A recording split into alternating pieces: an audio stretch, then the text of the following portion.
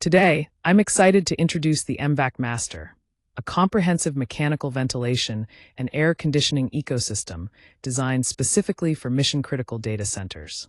This system covers everything from air-cooled and water-cooled chillers to cooling towers, pumps, hydronics, and water treatment. It also includes advanced airside and liquid cooling technologies, along with CPOS and MVAC-native controls for optimal management.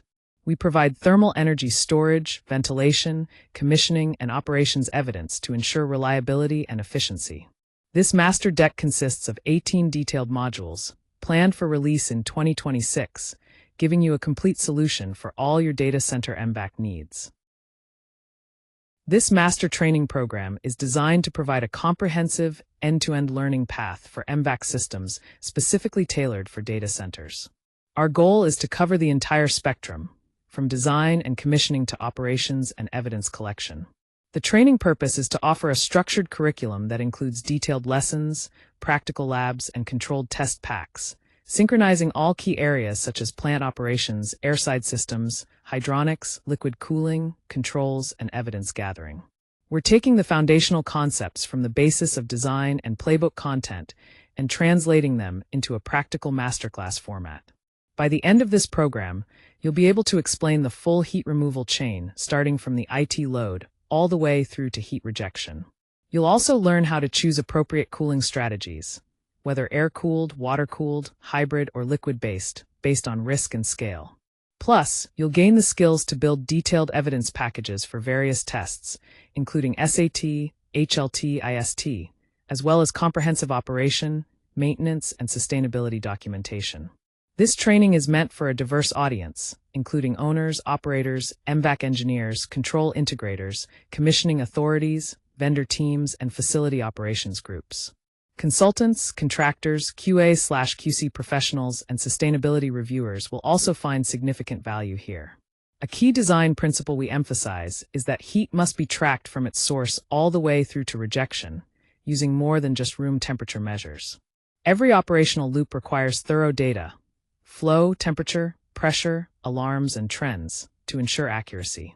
On the control side, important factors like plant staging, differential pressure reset, supply temperature reset, and water treatment need verification. Additionally, local controllers must fail safely if there's a network or monitoring link failure. With this training, each module equips you with a schematic, operating sequence, test script, and evidence checklist to streamline learning and application. The Masterclass is designed to support facilities at Tier 3 and Tier 4 levels, hyperscale, and 9 spaces, ensuring relevance across the full spectrum of modern data center environments. Here we have the Master Flow, an 18-module master roadmap designed specifically for the Data Center MVAC System as part of the Synchronized Master Training Program for 2026. This comprehensive curriculum covers modern hyperscale, co-location, 9, and high-density liquid cooling facilities. The program is divided into 3 main parts. Part A focuses on the design basis and plant, covering essential topics like the cooling ecosystem, relevant standards and certifications, and various chiller systems from air-cooled to water-cooled, along with heat rejection methods and hydronic distribution. Moving on to Part B, we delve into water, airside, and liquid cooling systems.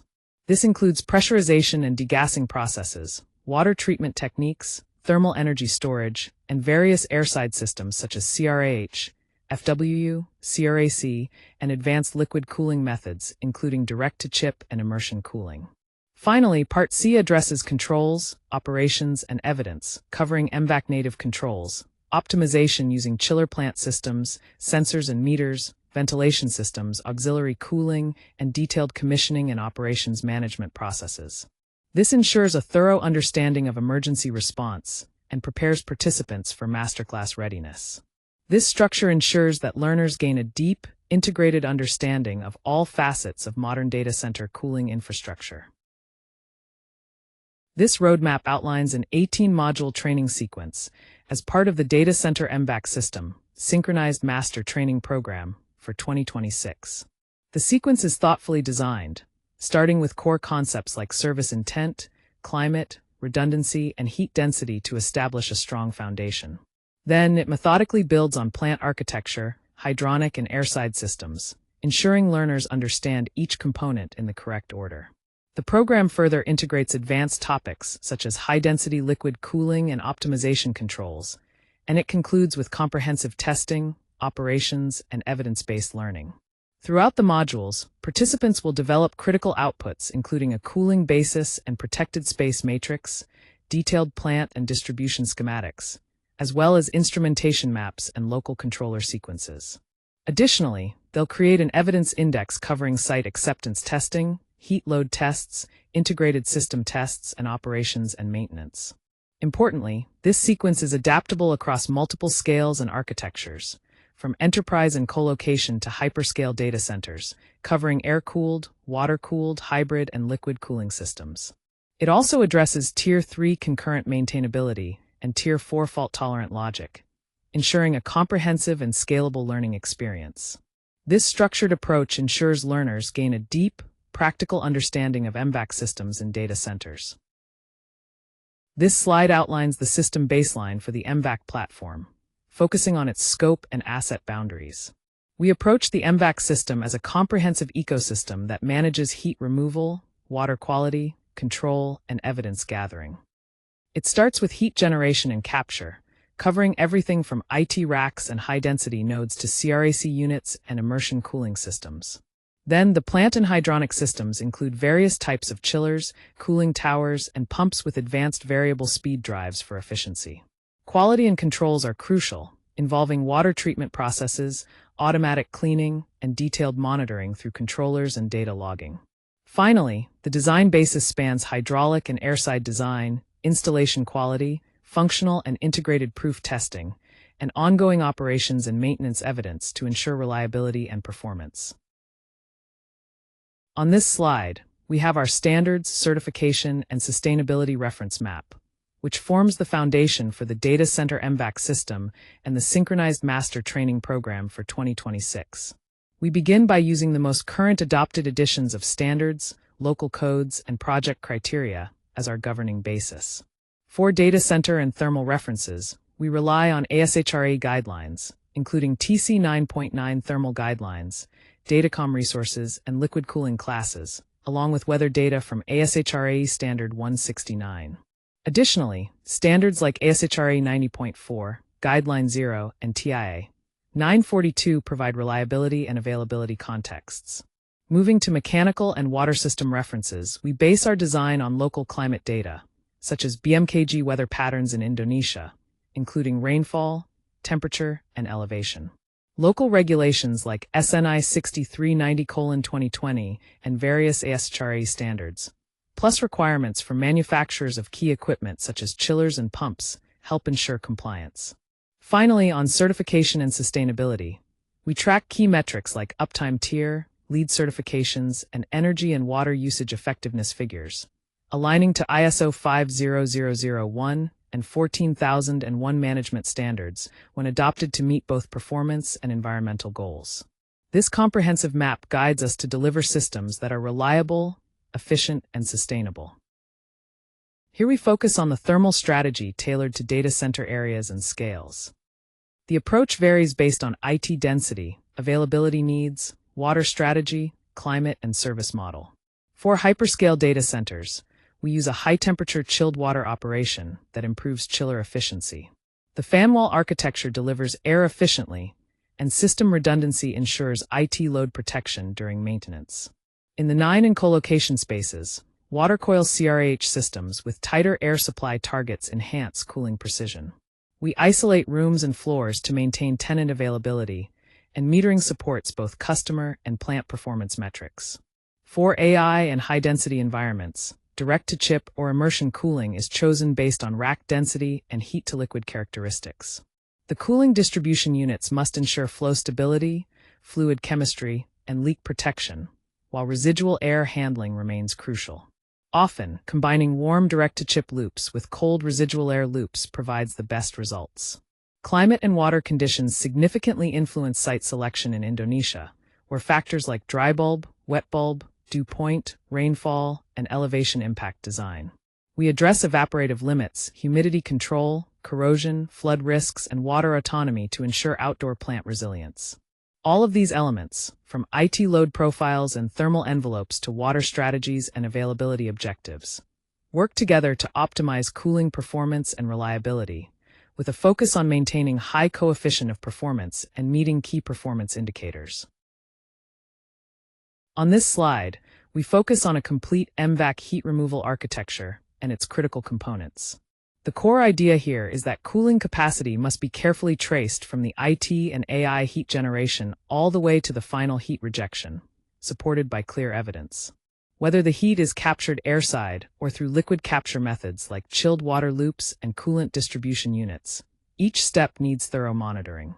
The design principle emphasizes that heat tracking must go beyond simple room temperature measurements, requiring detailed flow, temperature, pressure, alarm, and trend data at every stage.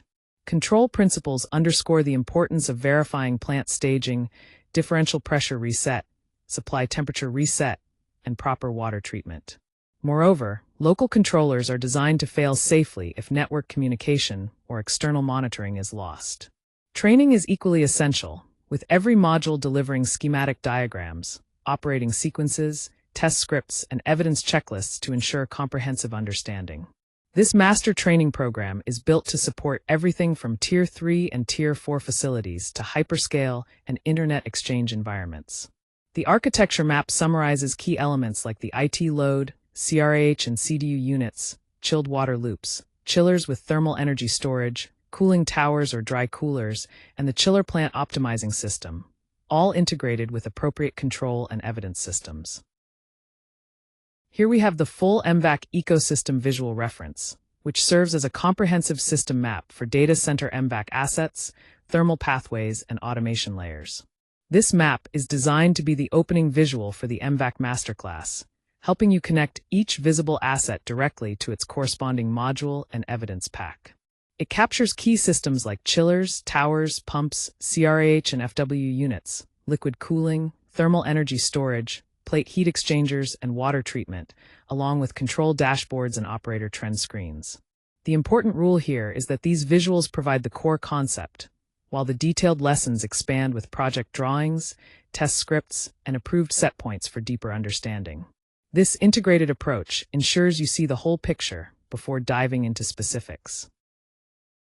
Here we have an overview of a water-cooled plant, which is a crucial component in data center MVAC systems. The architecture includes water-cooled chillers, chilled water pumps, condenser pumps, and the heat rejection loop. We can see different tower options such as open, closed, and hybrid adiabatic designs, which impact efficiency and water usage. Water treatment is equally important here, involving filtration, chemical dosing, and blowdown treatment to maintain water quality. Monitoring makeup water and supporting ball cleaning and sidestream filtration are key to keeping the system running efficiently. To ensure reliability, we track various metrics like flow rates, temperature differences, conductivity, tower approach, pump power consumption, staging, and alarm trends. Understanding these elements helps us maintain optimal performance and troubleshoot effectively. On this slide, we're focusing on airside cooling within the data hall and how we monitor it effectively. The key components involved include the CRAH, FWU, CRAH DX, MUDX, dehumidifiers, various sensors, and airflow states. These all work together in what's called the airside chain.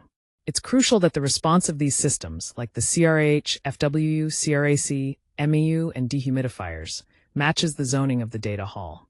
Proper control of airflow and leak prevention significantly impacts both cooling capacity and the overall power usage effectiveness, or PUE. We rely on a range of sensors to monitor conditions precisely. These include rack inlet temperature, humidity, differential pressure, valve position, fan speed, and leak detection. By using time-synchronized data, especially during heat load testing and integrated systems testing, we get an accurate picture of system performance. Importantly, we do not accept room temperature measurements alone. We need to verify airflow, coil temperature differentials, control actions, and recovery to ensure the system is functioning as intended. This comprehensive approach ensures reliable and efficient airside cooling in the data center environment. This slide covers the core concepts of liquid cooling architectures used in data centers, focusing on three main systems: StatePoint, direct-to-chip with a coolant distribution unit, and immersion cooling. StatePoint operates as a facility cooling and water production technology. It manages heat rejection at the facility or outdoor layer by producing a closed-loop facility water system using SPX membranes, EC fans, and sophisticated controls. This water then feeds cooling equipment like CRAH units or CDU primaries, ensuring reliable heat transfer for the room or rack level. Moving to the IT or rack liquid layer, direct-to-chip cooling relies on a coolant distribution unit that isolates facility water from the technology cooling system. Secondary pumps regulate temperature and pressure, while manifolds, quick disconnects, hoses, and cold plates deliver precise cooling to CPUs and GPUs. The design is enhanced for tropical environments with features like dew point control and leak detection, ensuring both performance and safety. Finally, immersion cooling stands apart as a separate IT cooling architecture, where IT components are fully immersed in dielectric fluid. This system circulates and filters the fluid, transferring heat through a fluid-to-water heat exchanger before final rejection via facility water pumps. Crucially, StatePoint and direct-to-chip can be integrated via the facility water side of a CDU, but immersion uses a distinct interface and service model due to its unique liquid medium. Overall, understanding these system boundaries and their respective roles is essential for designing efficient, reliable liquid cooling solutions tailored to specific data center needs. On this slide, we have a comprehensive list of core MVAC abbreviations that will be used throughout the deck. These terms are essential for understanding the liquid cooling systems and keeping the different interfaces, like StatePoint, facility water, and direct-to-chip, clearly distinct. Some of the key abbreviations to note include MVAC, which stands for Mechanical Ventilation and Air Conditioning, CHW for chilled water, and CW for condenser water. You'll also see terms like CRAH for computer room air handler and CDU for coolant distribution unit. These abbreviations form the foundation for the technical discussions ahead, so it's important to familiarize yourself with them as we progress. Additionally, there are operational and testing terms like FAT for Factory Acceptance Test and SAT for Site Acceptance Test, as well as efficiency metrics like PUE and WUE, which measure power and water usage effectiveness respectively. This glossary will be a valuable reference point to ensure clarity as we delve deeper into the Data Center MVAC systems. In this module, we're going to dive into the entire cooling ecosystem and load basis of data centers. We'll explore how heat is generated by IT equipment, how it's effectively captured, transported through different systems, and then ultimately rejected out of the data center environment. Understanding this heat chain is critical to managing data center cooling efficiently. We'll also cover important concepts like the ASHRAE envelope, which defines the acceptable environmental conditions, as well as the load profile, helping us understand how cooling demand varies over time. The evidence and trend-proof components will show how all of this is validated with real data. Plus, we'll discuss practical applications, including operating templates and site walkdown checklists, which you can use in your day-to-day work. This framework serves as the foundation for the detailed lessons and practical exercises you'll encounter in this training, so it's important we have a clear grasp of these concepts as we progress. In this module, we will explore the entire cooling ecosystem and load basis for data centers. The key learning outcomes focus on understanding how heat is generated within the data center, how it is captured and transported, and ultimately rejected from the system. We will explain the full heat removal chain, starting from the rack or chip level all the way to heat rejection outside the facility. You will also learn to differentiate cooling needs for various environments, such as hyperscale data centers, internet exchanges, and high-density setups, as well as grasp important concepts like the thermal envelope, humidity control, and dew point management. Additionally, we'll cover how to translate the basis of design assumptions into clear, testable MVAC requirements, create detailed maps of protected spaces and heat sources, and define the evidence necessary to confidently accept a cooling strategy. This foundation will help you effectively design and evaluate data center cooling systems with solid proof of performance. In Module 01, we focus on the cooling ecosystem and load basis, organizing the lesson into practical work streams that lead to a site-ready output. First, we examine the load and risk basis, covering critical factors like IT kilowatt demand, diversity, future density, and phased load growth, as well as rack inlet conditions including dew point and humidity, and the service models such as hyperscale, internet exchange, colocation, and AI or high-density applications.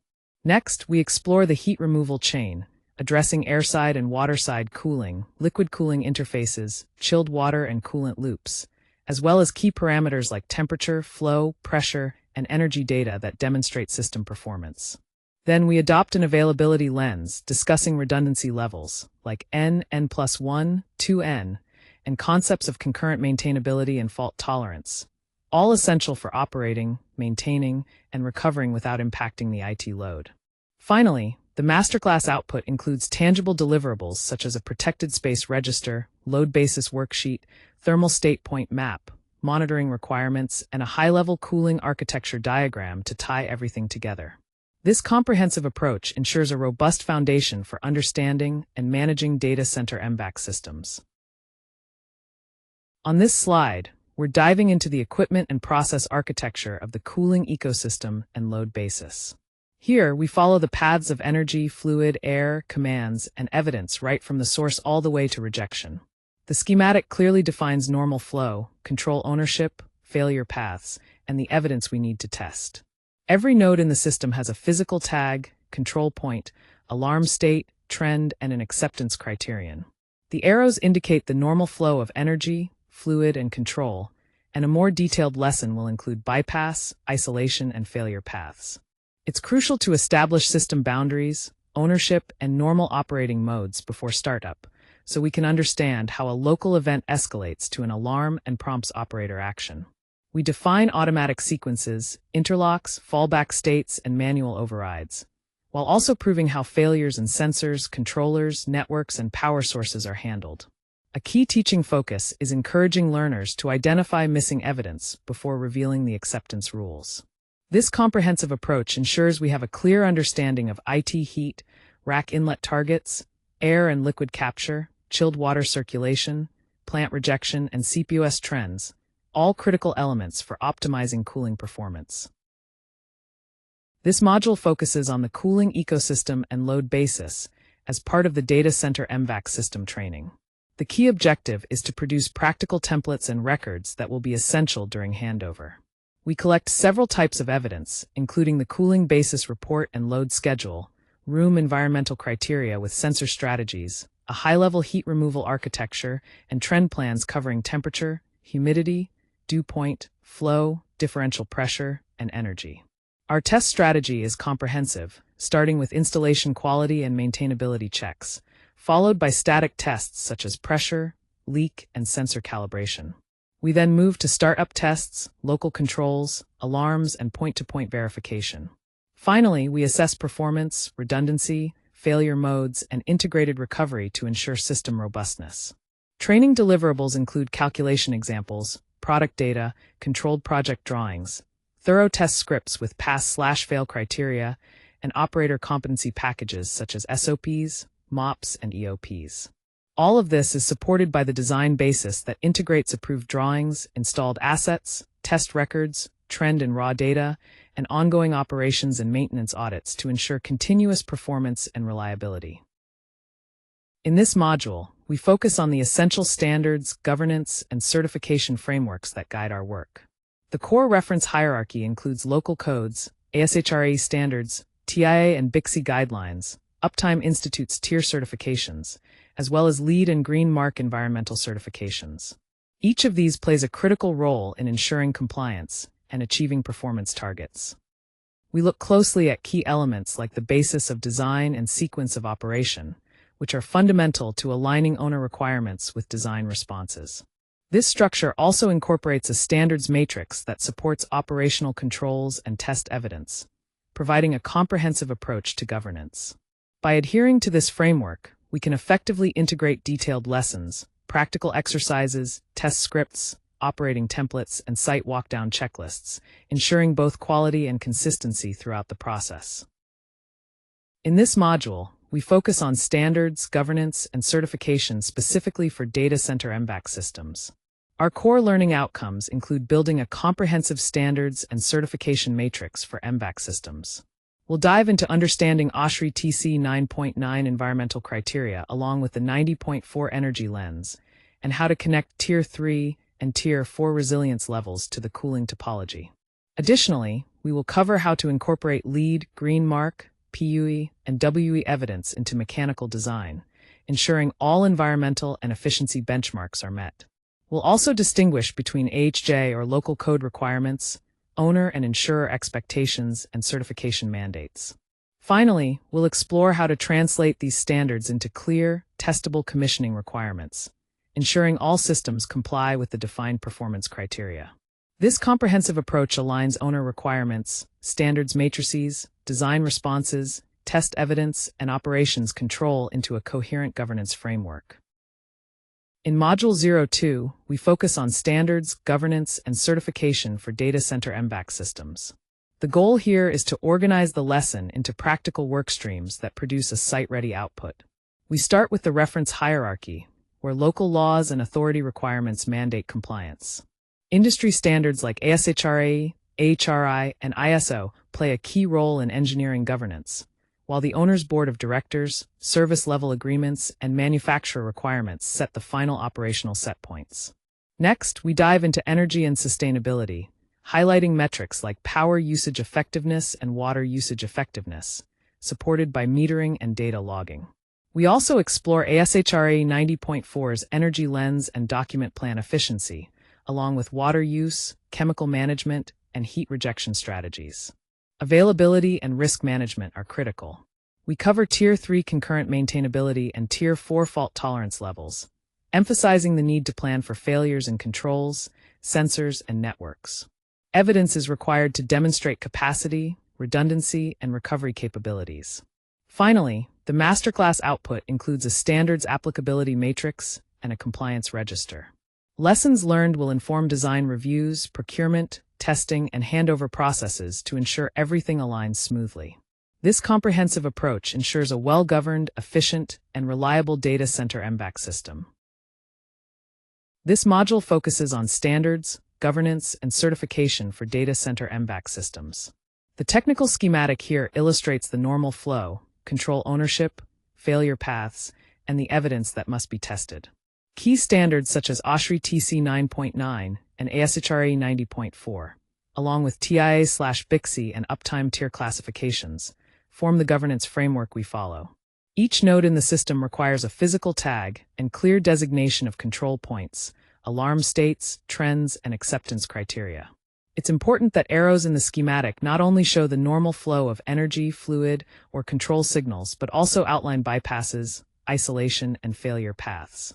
Before startup, we must have a clear understanding of system boundaries, ownership, and normal operating modes. This clarity helps us track how a local event escalates to a platform alarm that triggers operator response. We also need to define the control and failure logic precisely, covering automatic sequences, interlocks, fallback states, and manual overrides.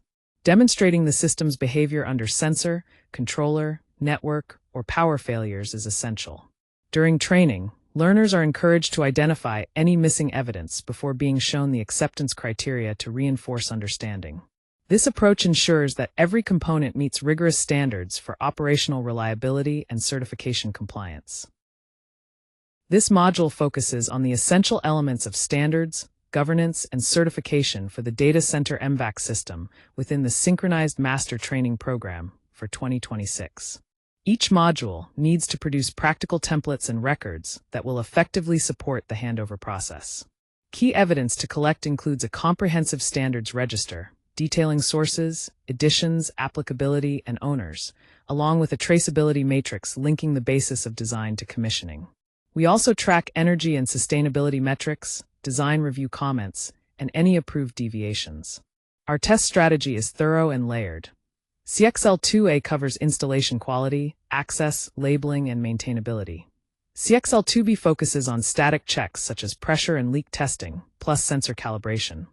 CXL3 involves startup procedures, local controls, alarms, and point-to-point verification, and CXL4 and CXL5 assess performance, redundancy, failure modes, and integrated recovery systems. This ensures all aspects are rigorously validated before handover. Training materials must include calculation examples, product data, and controlled project drawings. We provide SAT, HLT, and IST scripts complete with pass/fail criteria and raw data requirements. Additionally, SOP, MOP, and EOP packages are supplied along with operator competency checks to guarantee smooth operation and maintenance.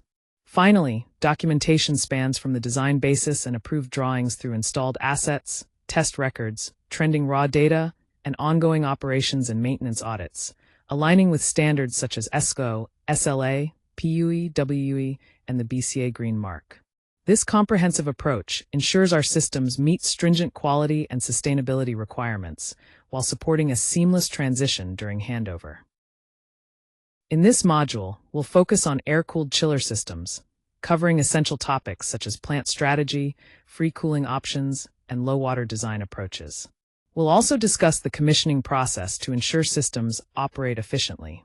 Key components include air-cooled chillers, dry coolers, and variable speed drive fan controls.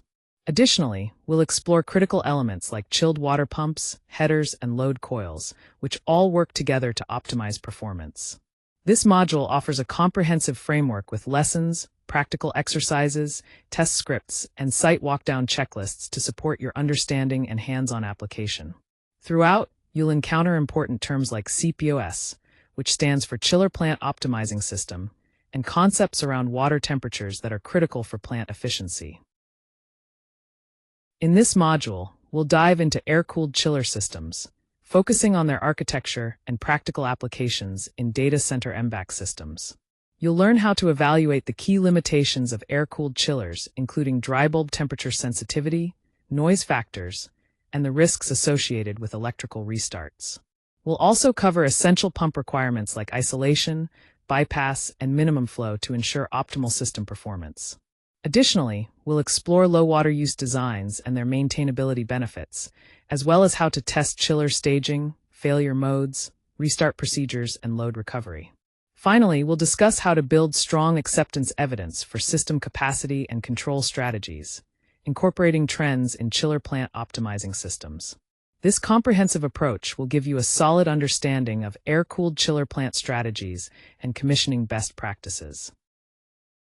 This module focuses on air-cooled chiller systems, which are essential for data center MVAC applications. Air-cooled chillers work by rejecting heat directly to the ambient air, a great choice for sites with limited water availability or when dealing with smaller or modular cooling capacities. When designing these systems, we need to keep in mind several factors like sound levels, the physical footprint, maintenance access, and the behavior of fans and variable speed drives. Moving on to the design logic, the chilled water supply and return configurations can be either primary or variable primary flow with minimum flow control. It's critical to include isolation valves, strainers, bypasses, and drainage based on site-specific conditions to protect coils and circuits. Electrical aspects like restart sequences and anti-short cycle protections also play a vital role in system reliability. For control and optimization, key strategies involve lead and lag operation, staging and destaging, chilled water temperature resets, and ambient-based optimization. Monitoring parameters like leaving and entering water temperatures, flow rates, power consumption, alarms, and capacity ensures smooth operation. We also prepare for potential failure scenarios such as chiller, fan, pump, sensor issues, or network and power disturbances.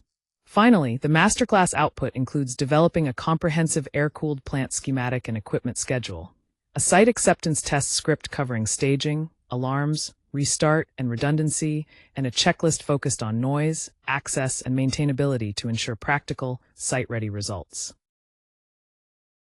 In this module on air-cooled chiller systems, we focus on a detailed technical schematic that maps out the entire system. This schematic highlights normal flow, control ownership, failure paths, and the key evidence that needs to be tested.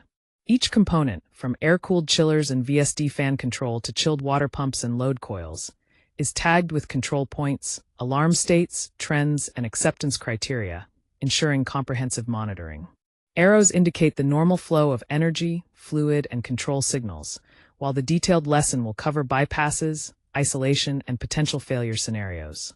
It's crucial to understand system boundaries, ownership, and normal operation modes before startup, as well as how local events escalate to platform alarms requiring operator intervention.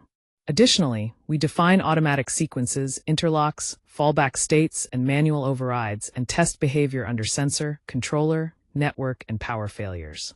Throughout training, learners will be encouraged to identify missing evidence independently before acceptance rules are revealed, enhancing their diagnostic skills and understanding of the system. This module focuses on air-cooled chiller systems within the Data Center MVAC framework, emphasizing the importance of thorough evidence collection, testing, and handover procedures. It's crucial that each module delivers practical templates and records that remain useful beyond handover. Key evidence includes chiller data sheets, capacity tables with ambient assumptions, factory and site startup reports, and detailed functional performance and restart test records. We also need to monitor operational trends such as chilled water temperature, flow rates, power consumption, staging, and alarms. Our test strategy covers multiple levels. CXL2A ensures installation quality and maintainability. CXL2B focuses on static checks like pressure, leak tests, and sensor calibration. CXL3 handles startup sequences, local controls, and alarm verification, while CXL4 and CXL5 assess overall performance, redundancy, and failure recovery.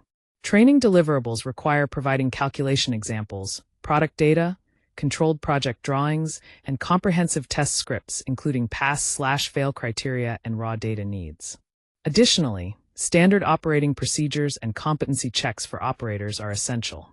The entire process rests on a solid design basis supported by approved drawings, installed assets, test records, and raw trend data, all feeding into effective operations and maintenance audits. Understanding these elements ensures reliability and efficiency in chiller system operation. In Module 04, we focus on water-cooled chiller systems, which are essential for efficient cooling operations. We'll cover the key components, including the water-cooled chiller itself, condenser water, and both open and closed heat rejection methods. An important part of maintaining efficiency is automatic tube cleaning, which helps prevent fouling and keep the system running smoothly. We'll also dive into performance metrics like the coefficient of performance, or COP, which measures the efficiency of the chillers. Understanding these concepts allows us to optimize the entire cooling plant, from chilled water pumps to condenser pumps, cooling towers, and the chiller plant optimizing system, or CPOS. This module includes a detailed framework with lessons, practical exercises, test scripts, and checklists to ensure thorough understanding and effective site walkdowns. By mastering these topics, you'll be well equipped to improve system efficiency and reliability in real-world applications. In this module, we will dive into the world of water-cooled chiller systems, which are essential components in data center MVAC setups. We'll start by exploring the architecture of water-cooled chiller plants and understand how the cooling water loop is separated from the condenser water loop. This separation is crucial for optimizing system efficiency while managing water quality risks. Next, we'll cover key operational aspects such as integrating automatic tube and ball cleaning systems, which help maintain condenser efficiency by preventing fouling. We'll also look at monitoring techniques for condenser approaches and how to effectively commission staging, load steps, and respond to pump or cooling tower failures and restarts. Furthermore, we'll learn how to capture and analyze important performance data, including COP, kilowatts per ton, PUE, and WUE, which are critical for evaluating energy efficiency and sustainability, especially in certifications like LEED or Green Mark. Throughout the module, we'll discuss components such as chilled water pumps, water-cooled chillers, condenser pumps, and cooling towers, and how optimizing these with systems like the Chiller Plant Optimizing System, or CPOS, can significantly improve overall system performance. Understanding these elements will provide a solid foundation for managing water-cooled chiller systems effectively. Module 04 focuses on water-cooled chiller systems, which are essential for efficient cooling in large data center MVAC setups. The key concept here is that water-cooled chillers transfer heat from chilled water to condenser water, and this heat rejection process depends heavily on factors like tower type, water quality, and the ambient wet bulb temperature. These systems are best suited for large plants because they offer high efficiency when combined with strong water management practices. When it comes to design logic, we incorporate elements like evaporator and condenser isolation, strainers, flow switches, and differential pressure controls. Additionally, Automatic tube or ball cleaning maintains condenser efficiency, while a headered plant design with tower cells, bypasses, and thoughtful sequencing ensures reliable operation. For control and optimization, we use CPOS, which stands for Chiller Plant Optimizing System. It manages chiller, pump, and tower staging by analyzing sensor data and kilowatt usage. Techniques such as temperature reset, tower approach control, and condenser water optimization help improve performance. The system can also detect low delta T, fouling, and can flag false efficiency alarms to avoid misinterpretations. By the end of this module, you will have a clear schematic of a water-cooled plant, a sensor list, and a solid understanding of control philosophy. You'll also gain access to a performance worksheet tracking capacity, kW per ton, temperature differentials, and approach values, along with a failure scenario test map. This comprehensive approach prepares you to effectively design, operate, and troubleshoot water-cooled chiller systems in real-world data center environments. This slide focuses on the technical schematic of the water-cooled chiller systems for our Data Center MVAC System training. The schematic is crucial because it defines the normal flow, control ownership, failure paths, and the evidence that needs to be tested. Each component, like the evaporator, compressor, condenser, cooling tower, and CW pumps, is represented with clear nodes. Importantly, every node must have a physical tag, a control point, alarm states, trend data, and an acceptance criterion. Arrows in the schematic illustrate the normal energy, fluid, and control flows, while detailed lessons will expand to include bypasses, isolation points, and potential failure paths. Before startup, it's essential to understand system boundaries, who owns each part, and how the system operates in its normal mode. We also explain how a local event escalates into a platform alarm and prompts operator action. Control and failure logic are carefully defined here, outlining automatic sequences, interlocks, fallback states, and manual overrides. It's crucial to verify how sensors, controllers, networks, and power sources behave in failure conditions. Our teaching approach encourages learners to identify any missing evidence before revealing the acceptance rules, enhancing their understanding of the system's design and operation. Lastly, keep in mind the abbreviations such as CW for condenser water, COP for coefficient of performance, and CPOS for chiller plant optimizing system, as they are key to following the technical details in this module. In Module 04, we focus on water-cooled chiller systems and ensuring that every aspect of evidence, testing, and handover is thorough and practical. It's critical that each module produces templates and records that can be relied upon well beyond the handover phase. We collect essential evidence such as chiller performance reports, pump curves, condenser approach and fouling trends, automatic cleaning operation proof, and trends in CPOS optimization along with baseline energy comparisons. Our test strategy is comprehensive, starting with installation quality checks, accessibility, labeling, and maintainability in CXL2A. Then, CXL2B covers static checks including pressure, leakage, continuity, and sensor calibration. Moving further, CXL3 involves startup, local controls, alarms, and point-to-point verification. Finally, CXL4 and CXL5 focus on performance, redundancy, failure modes, and system recovery integration. For training deliverables, we provide calculation examples, product data, and controlled project drawings. We also supply SAT, HLT, and IST scripts complete with pass or fail criteria along with raw data requirements. Comprehensive SOP, MOP, EOP packages, and operator competency checks are included to ensure operational excellence. Supporting all these efforts are the approved design basis drawings, installed asset documentation, detailed test records, trend and raw data analysis, and operation and maintenance audit reports. Understanding key terms like condenser water, coefficient of performance, delta temperature, kilowatt per refrigeration ton, and CPOS is essential to fully grasp the system's performance and optimization. In this module, we focus on heat rejection and the role of cooling towers. We'll explore three main types of cooling tower strategies: open circuit, closed circuit, and hybrid adiabatic closed circuit systems. Each has its own approach and operational evidence that we'll discuss in detail. Key factors affecting cooling tower performance include ambient wet bulb temperature, tower mode, fan and pump variable speed drives, water quality, and overall heat rejection. Understanding these elements is crucial for optimizing cooling tower efficiency. We'll also look at trend evidence and practical applications, such as detailed lessons, exercises, and site checklists to help implement these strategies effectively on site. In this module, we're focusing on heat rejection and cooling towers, which are critical components in data center MVAC systems. The key learning outcomes include understanding the differences between open circuit, closed circuit, and hybrid adiabatic cooling tower strategies, along with the evidence that supports their application. We'll cover essential topics like identifying tower components, managing water quality, and implementing Legionella control measures to ensure safety. Another important area is commissioning, where you'll learn how to set up fan staging, variable speed drives, spray pumps, basin levels, and blowdown protocols. Additionally, we'll evaluate risks such as plume, drift, scaling, and corrosion, and how to validate cell failure and handle power recovery. There's also a focus on transitioning between dry and wet modes effectively. By the end, you'll be able to build heat rejection trend packages to support energy and water audits, using critical parameters like ambient wet bulb temperature, tower modes, and water temperatures. This comprehensive approach ensures reliable, efficient heat rejection tailored to your data center's needs. In this module, we're diving into heat rejection and cooling towers, focusing on practical applications and site-ready outputs.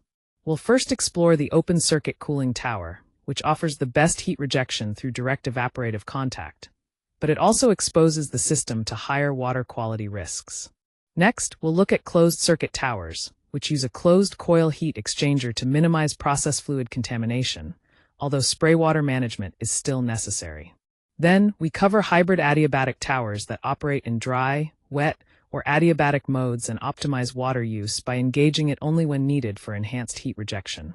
By the end of this module, you'll have a clear comparison of tower types, scripts for system acceptance and testing, and essential checklists covering Legionella prevention, water quality, and maintenance. This slide covers Module 05, focusing on heat rejection and cooling towers within the Data Center MVAC system.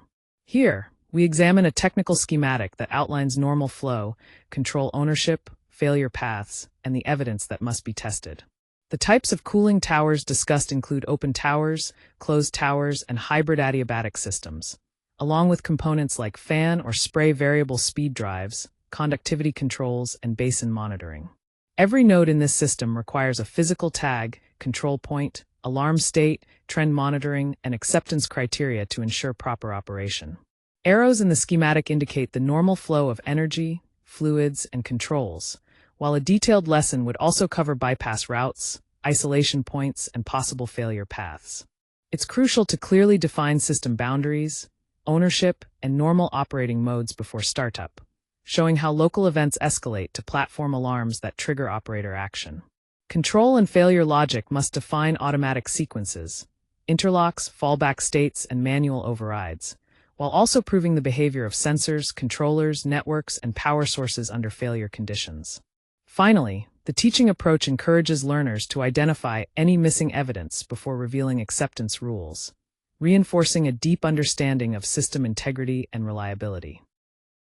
This module focuses on heat rejection and cooling towers within the Data Center MVAC system. Our main goal is to ensure that every module delivers practical templates and records that remain useful beyond handover. We need to collect evidence such as cooling tower installation and access inspections, and perform tests including fan rotation, variable speed drive operations, chemical dosing, and monitoring conductivity.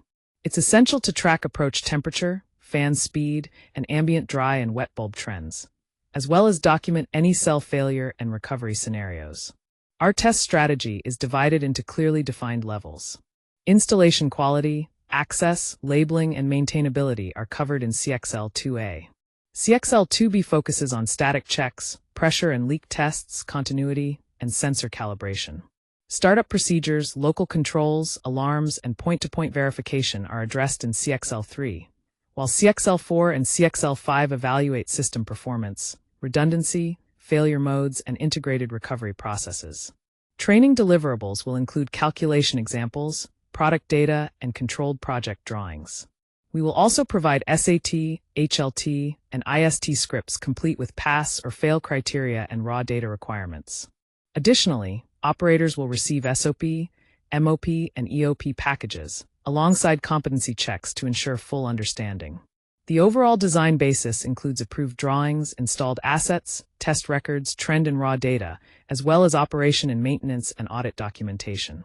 This comprehensive approach ensures both reliability and transparency throughout the system lifecycle. In Module 06, we're focusing on pumping and hydronic distribution systems, covering chilled water, condenser water, makeup, and transfer pumps. We'll explore key concepts like double headers, valve authority, and sensorless variable speed drive logic. Understanding chilled water and condenser water pumps is essential, as they play a central role in cooling systems. We'll also discuss how sensorless VSDs optimize pump performance without relying on traditional sensors. Double headers, or 2N headers, provide redundancy and improve system reliability. Valve authority ensures proper control of flow through coils and pressure-independent control valves, which is crucial for efficient system operation. This module includes detailed lessons, practical exercises, test scripts, and site walkdown checklists to reinforce these concepts. Keep in mind the abbreviations such as CHW for chilled water, CW for condenser water, and VSD for variable speed drive as we move forward. This framework will help you master hydronic distribution and pump system dynamics thoroughly. In this module, we'll focus on pumping and hydronic distribution, covering key components like chilled water, condenser water, makeup and transfer pumps, as well as double headers. One of the central topics is valve authority and the logic behind sensorless variable speed drives, or VSDs. You'll learn to explain the specific roles of different pumps and understand how sensorless VSD control works along with its limitations. We'll also look at designing systems for easy maintenance, using headers, valves, bypasses, and isolation techniques. Beyond the core concepts, we'll dive into applying differential pressure resets, pressure-independent control valves, energy valves, and flow verification methods. Commissioning pump scenarios such as failure, rotation, and responses to varying loads will also be covered. Finally, you'll learn to prove pump operation using performance curves, kilowatt usage, flow rates, and trend data. This comprehensive overview will equip you with the knowledge to optimize and maintain MVAC systems effectively. In this module, we focus on pumping and hydronic distribution within Data Center MVAC systems. The lesson is organized into practical workstreams designed to deliver site-ready outputs, making it easier to apply the concepts in real-world settings. We'll start by examining different pump families, including primary and secondary chilled water pumps, condenser water pumps, and tower makeup pumps. We'll also cover transfer pumps for makeup chilled water systems and thermal energy storage tank circuits. Redundancy strategies such as duty/standby, N+X, N+4, or 2N configurations are discussed to ensure reliable operation. Next, we explore sensorless variable speed drive logic, where the pump controller estimates flow and head based on motor speed and power. This method works best when cross-checked with flow meters, differential pressure points, and commissioning data. We also emphasize the importance of fallback set points and alarms to maintain safety and reliability if sensorless readings become unreliable. For distribution design, we look at configurations like double headers, ring mains, and floor or hall isolation, including reverse return piping considerations. Balancing valves, differential pressure valves, pressure-independent control valves, and strainers are critical components for maintaining stable flow throughout the system. Proper installation of vents, drains, supports, and access points is essential to ensure maintainable operation over time. Finally, the Masterclass output will provide you with a comprehensive hydronic schematic and pump control sequence, alongside a valve schedule and pump failure test script. Additionally, you'll receive a worksheet for testing, adjusting, and balancing, as well as trending data to monitor system performance effectively. These elements combined ensure a thorough understanding and capability to manage pumping and hydronic distribution in data center environments effectively. This module focuses on pumping and hydronic distribution within the Data Center MVAC system. The technical schematic here lays out key components like chilled water pumps, condenser water pumps, makeup pumps, and transfer pumps, as well as sensorless variable speed drives. It's important to understand that this schematic defines the normal flow, control ownership, failure paths, and the evidence we need to test to ensure everything operates correctly.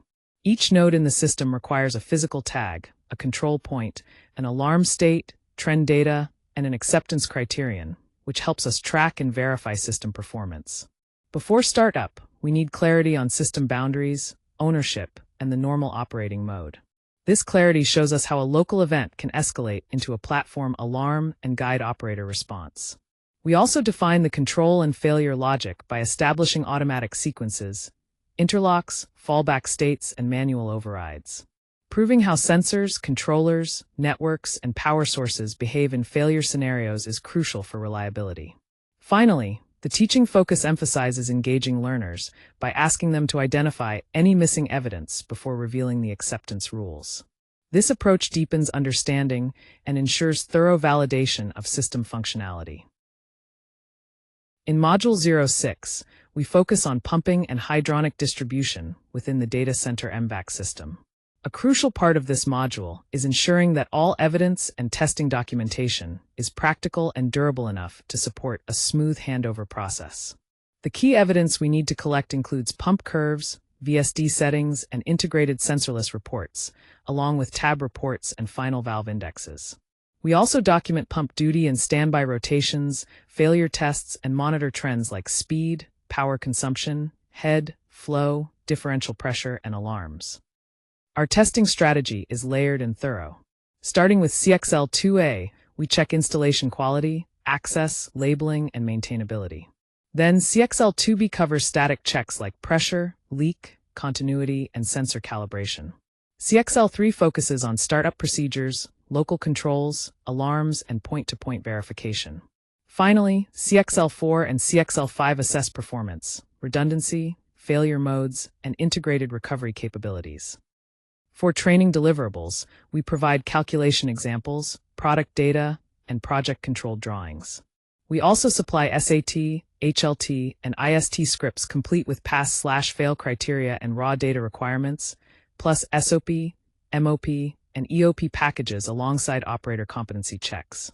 Throughout the process, the foundation is the approved design basis, verified through installed assets, detailed test records, trending raw data, and ongoing operation and maintenance audits. This ensures everything from chilled water and condenser water systems to variable speed drives and pressure-independent control valves are expertly managed and documented for long-term success. This module focuses on achieving closed-loop stability through a combination of pressurization, vacuum degassing, makeup water, softening, and tank controls. We'll explore how each of these components plays a vital role in maintaining system balance. Starting with pressurization, it ensures the system maintains the correct pressure levels to avoid issues like cavitation or insufficient flow. Vacuum degassing removes unwanted gases from the water, which helps prevent corrosion and system inefficiencies. Makeup water and the associated tanks provide consistent water quality and volume to compensate for losses.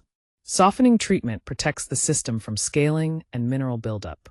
Together, these elements integrate with control systems like CPOS and MVAC alarms to monitor and optimize performance.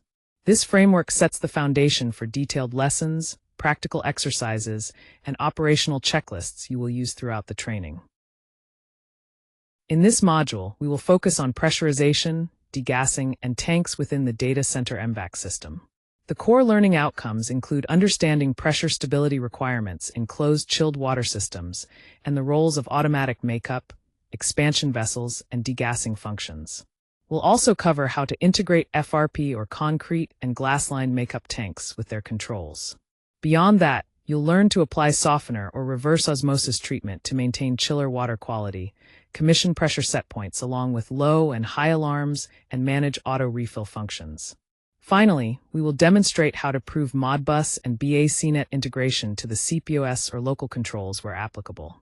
Throughout the module, we'll explore critical components including the makeup water source, softener or RO systems, makeup tanks, pressurization units, degassers, and the CPOS or MVAC control alarms to ensure a comprehensive understanding of closed-loop stability.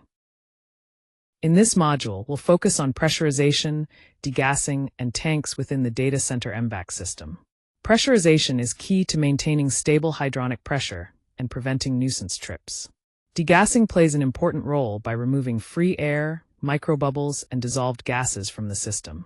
The makeup system helps track water losses and can even expose hidden leaks. Regarding tanks and water sources, cooling tower makeup tanks can be constructed from fiber-reinforced plastic or concrete with glass lining depending on the application. Closed chilled water makeup might require water softening, reverse osmosis, and hardness control to maintain quality. Monitoring tank level, refill valves, leak alarms, and water usage trends is critical for system reliability. Control integration involves local controllers interfacing with pressure sensors, vessel levels, pump status, and fault alarms. Integration with the chiller plant optimizing system ensures proper monitoring and alarms through approved protocols. Auto and standby modes must have clear maintenance procedures for smooth operation. Our Masterclass output includes a pressurization and makeup water schematic, a tank and valve control matrix, and a water quality and alarm acceptance worksheet.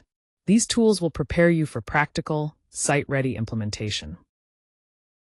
Here we have the core elements of the Data Center MVAC System's closed-loop architecture, focusing on pressurization, makeup water, and vacuum degassing.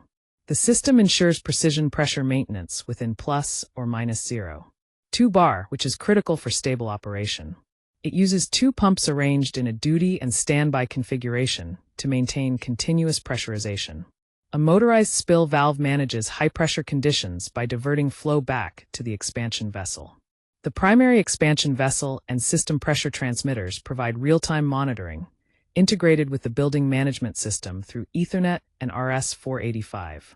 The makeup water train includes backflow prevention, water treatment, metering, and solenoid control to maintain system water quality and volume. Vacuum degassing is handled by a cyclonic degasser that removes dissolved gases safely through a venting system, preventing corrosion and maintaining efficiency. The process is supported by multiple sensors and control points, including pressure and level transmitters, water meters, and pump and valve alarms, tied into the BMS for continuous monitoring and failure response. This setup has been verified on site with test results confirming pump responses and spill responses under different conditions, as well as proper alarm functioning to ensure reliable, safe operation. Altogether, this module outlines the sophisticated control and safety features that keep the MVAC system operating smoothly. In Module 07, we focus on pressurization, degassing, and tanks within the Data Center MVAC system. This module emphasizes the importance of producing practical templates and records that will be useful beyond project handover, ensuring long-term operational success.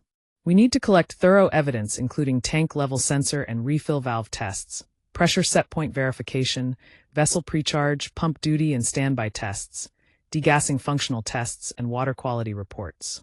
Additionally, capturing CPOS and local controls alarm trends through screenshots is essential. Our test strategy spans multiple levels, from installation quality and maintainability checks at CXL2A to static inspections including pressure, leak, and sensor calibration at CXL2B, progressing to startup and local control verifications at CXL3, and culminating with performance testing, redundancy validation, and integrated failure recovery at CXL4 and CXL5. Training deliverables must include calculation examples, product data, and detailed project drawings, alongside comprehensive SAT, HLT, and IST scripts with clear pass or fail criteria and raw data requirements. Operators also need SOP, MOP, and EOP packages with competency checks to ensure they are fully prepared. Altogether, these components form the design basis, verified through approved drawings, installed assets, test records, detailed trend and raw data, and ongoing operations, maintenance, and audit documentation. This module focuses on water treatment and cleaning systems, specifically how we control water quality in open condenser systems, closed loops, cooling towers, and ensuring compliance with city discharge regulations. Key elements include the use of side stream filters to capture particulates, chemical dosing to manage water chemistry, and the implementation of 3D TRASAR technology for advanced monitoring and control. We also cover blowdown processes, which are essential for removing concentrated impurities from the system. Throughout the module, you'll learn about various water quality sensors that measure parameters like conductivity and pH, which are crucial for maintaining optimal conditions. Additionally, we explore practical components such as dosing skids, pot feeders, and ball cleaning systems that contribute to effective water treatment. This framework supports detailed lessons, hands-on exercises, test scripts, and site walkdowns, making it a comprehensive training route for managing water treatment operations. Understanding these concepts will help ensure system efficiency and regulatory compliance. This module focuses on water treatment and cleaning systems within data center MVAC setups. Our core learning outcomes include understanding the water quality risks associated with both open and closed cooling systems. We'll explore how sidestream filtration can be effectively applied to condenser water and closed tower spray loops. Additionally, you'll learn about automated chemical dosing techniques that control conductivity, corrosion, and microbiological activity. Beyond these fundamentals, we'll cover the use of chemical pot feeders specifically for closed chilled water treatment, as well as automatic ball cleaning methods that help prevent condenser tube fouling. Finally, we'll dive into the design of blowdown treatment and monitoring systems to ensure compliance with city discharge regulations. Key tools and concepts we'll use include water quality sensors, chemical dosing systems, sidestream filters, ball cleaning technologies, and discharge evidence documentation. Understanding these elements is crucial for maintaining efficient, compliant, and sustainable cooling water systems in data centers. In Module 08, we focus on water treatment and cleaning systems, organizing the lesson into practical work streams to create a site-ready output. Starting with open water treatment, it's essential to control scale, corrosion, biological growth, and solids in condenser water and open towers. We use continuous conductivity sensors, dosing pumps, and sample coolers to support operations, with sidestream filtration removing suspended solids efficiently without causing full flow penalties. Moving to closed-loop treatment, chemical pot feeders and controlled inhibitor dosing protect the chilled water loop, and even closed-circuit towers may require sidestream filtration on the spray water loop. Monitoring key factors like pH, conductivity, hardness, inhibitors, and microbial risk is crucial to maintain system health. Regarding efficiency and discharge, automatic ball cleaning keeps condenser tubes clean and chiller performance stable. The blowdown system must comply with local drainage standards before water is discharged. Tracking chemical use, water consumption, and water quality trends also supports green building certifications like LEED and Green Mark. The Masterclass output includes a clear water treatment architecture and point list, chemical handling and sampling procedures, and a blowdown and discharge compliance checklist, ensuring practical application and compliance throughout. This module focuses on water treatment and cleaning systems, an essential part of the Data Center MVAC system. Here, we have a technical schematic that outlines the normal flow, control ownership, failure paths, and evidence that needs to be tested. Key components include conductivity and pH monitoring, dosing skid, sidestream filter, pot feeder, ball cleaning, and blowdown treatment. Each node in the system requires a physical tag, control point, alarm state, trend, and an acceptance criterion to ensure proper monitoring. The schematic uses arrows to represent normal energy, fluid, and control flow, although a detailed lesson would also cover bypasses, isolation, and failure paths. Understanding system boundaries, ownership, and normal operational modes is crucial before startup. It's also important to clearly show how a local event escalates into a platform alarm and triggers operator action. From a control and failure logic perspective, we define automatic sequences, interlocks, fallback states, and manual overrides, while also proving how the system responds to sensor, controller, network, and power source failures. During training, learners will be encouraged to identify any missing evidence before the acceptance rules are revealed, reinforcing their understanding. This comprehensive overview ensures we maintain system integrity and operational reliability throughout the water treatment process. In Module 08, we focus on water treatment and cleaning systems within the Data Center MVAC system. A crucial aspect here is producing practical templates and records that will survive the handover phase, ensuring continuity and clarity for future operations. The key evidence to collect includes water quality test certificates and trend logs, dosing pump calibration data, chemical inventory, sidestream filter maintenance records, proof of ball cleaning operations, chiller approach trends, discharge test records, and local compliance documentation. Regarding the test strategy, it spans from installation quality and maintainability checks at level CXL2A through static and sensor calibrations at CXL2B, system startup and alarm testing at CXL3, to performance validation, redundancy, failure modes, and integrated recovery at the advanced CXL4 and CXL5 levels. Training deliverables are also vital, providing calculation examples, product data, controlled project drawings, and detailed test scripts with clear pass/fail criteria. Moreover, standard operating procedures, maintenance and operating procedures, and operator competency checks are critical components for effective training and operation. Throughout, the design basis includes approved drawings, installed assets, test records, trend and raw data, as well as operations and maintenance auditing. All these elements collectively ensure a robust and compliant water treatment system that supports data center reliability and sustainability. This module focuses on thermal storage and hydraulic decoupling, which are key components in optimizing chiller plant performance. We'll explore how the TS tank, or thermal energy storage tank, works together with insulated plate heat exchangers, or PHEs, to manage load demands efficiently.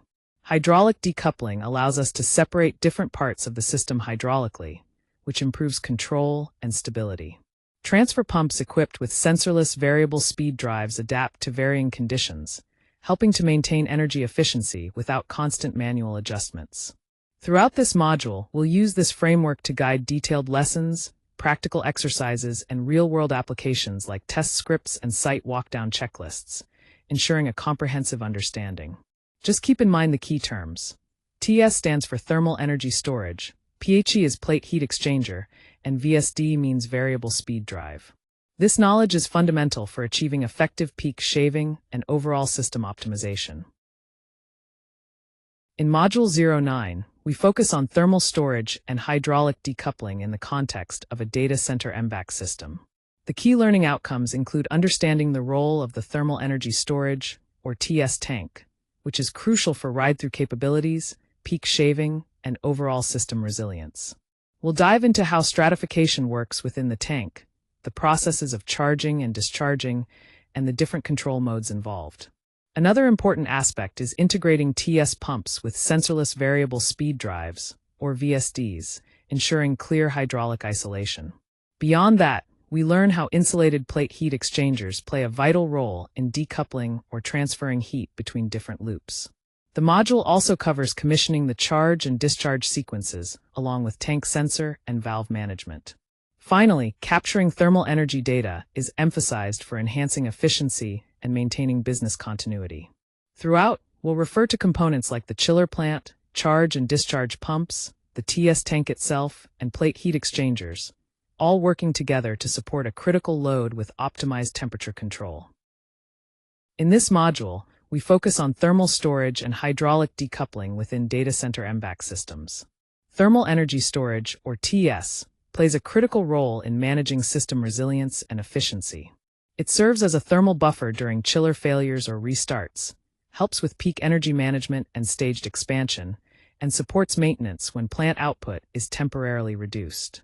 On the hydraulic side, the design includes charging and discharging pumps, bypasses, isolation, and non-return valves to ensure smooth operation. Temperature sensors placed at multiple tank levels provide valuable data to confirm thermal stratification. Additionally, the plate heat exchanger, or PHE, must be properly insulated and maintainable. Control logic is essential to managing TS effectively. This includes modes for charging and discharging, priority logic to avoid accidental depletion, and coordination with the chiller plant optimizing system. Monitoring key parameters like tank energy content, pump speed, flow, and delta temperature helps maintain optimal performance. By the end of this masterclass, you will have practical outputs such as a TS schematic and mode table, a PHE interface checklist, and test scripts that include energy balance worksheets.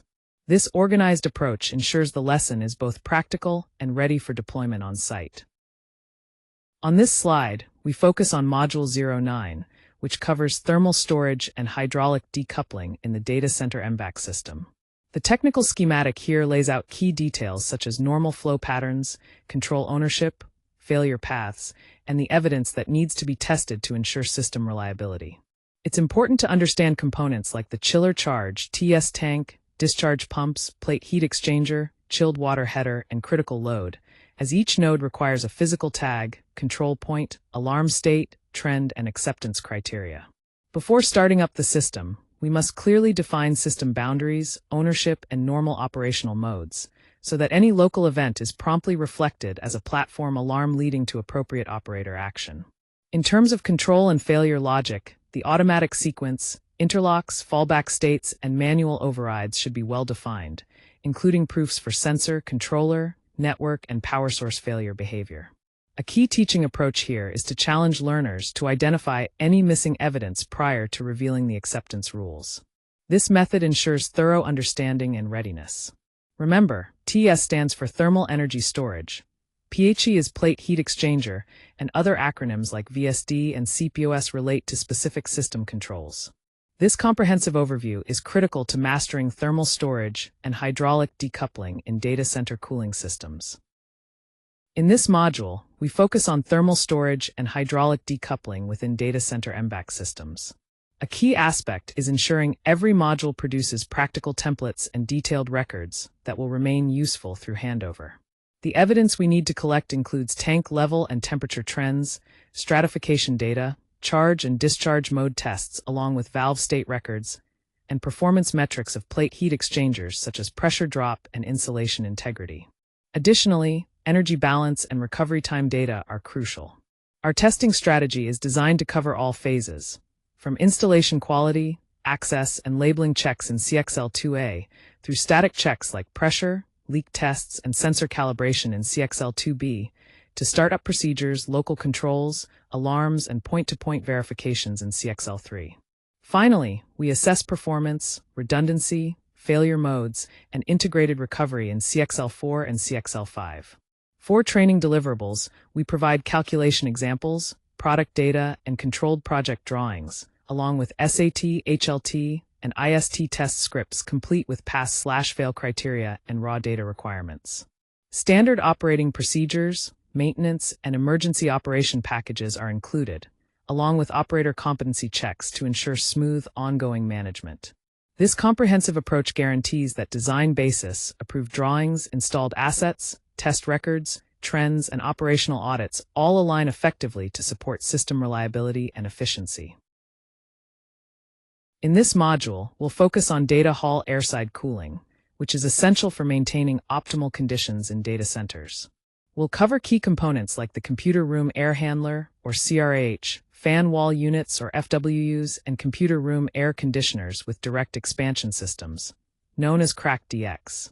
We'll also explore makeup air units and dehumidifiers, which play a vital role in controlling humidity and ensuring proper airflow containment. Understanding these systems helps us manage the cold aisle and hot aisle environments effectively. Throughout the module, you'll find detailed lessons, practical exercises, and checklists that use this framework to help with site walkdowns and operational best practices. This comprehensive approach ensures we maintain the ideal environment for data hall equipment performance. In Module 10, we focus on data hall airside cooling, a critical part of the Data Center MVAC system. Our core learning outcomes include understanding how CRAH and FWU water coils operate, distinguishing between CRAH-DX and MU-DX support systems, and defining the roles of dehumidifiers and pressurization in maintaining optimal conditions in data halls. Additionally, we will cover commissioning procedures for fans, EC and VFDs, valves, filters, drains, and leak trays. We'll also learn how to test unit loss, address fan module and valve failures, and implement local fallback strategies. Importantly, we aim to prove stability in temperature, humidity, airflow, and pressure through hands-on testing. This module also introduces the Airside sensor grid, which monitors critical zones such as the CRAH and FWU units, cold and hot aisles, and MUs with dehumidifiers, providing MVAC trend evidence crucial for maintaining system performance. Understanding these elements is essential for effective airside cooling management in data centers. In Module 10, we focus on data hall airside cooling, a crucial aspect of maintaining optimal conditions in data centers. The training is organized into practical work streams to ensure you end up with a site-ready output. We begin by exploring CRAH and FWU systems. Here, CRAH units serve 9 data halls, while fan walls are used in hyperscale halls.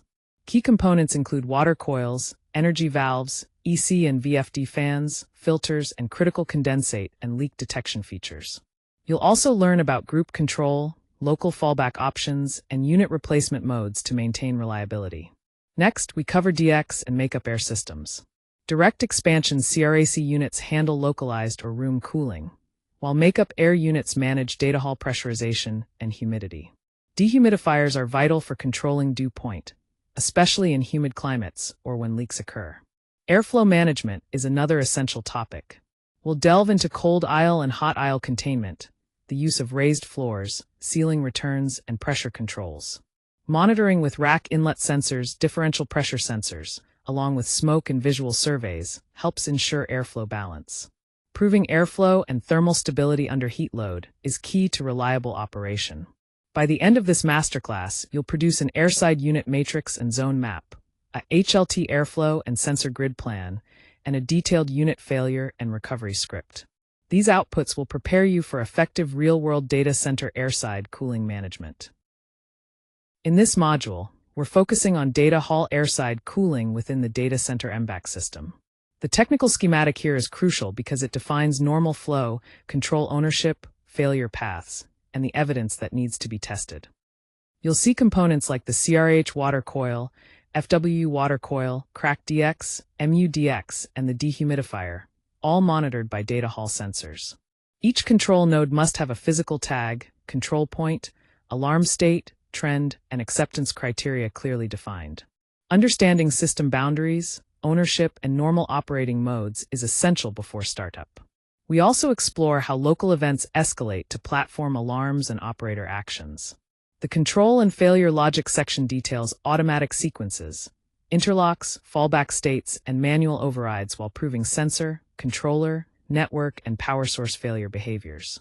Throughout training, learners are encouraged to identify missing evidence before reviewing the acceptance rules to deepen their understanding.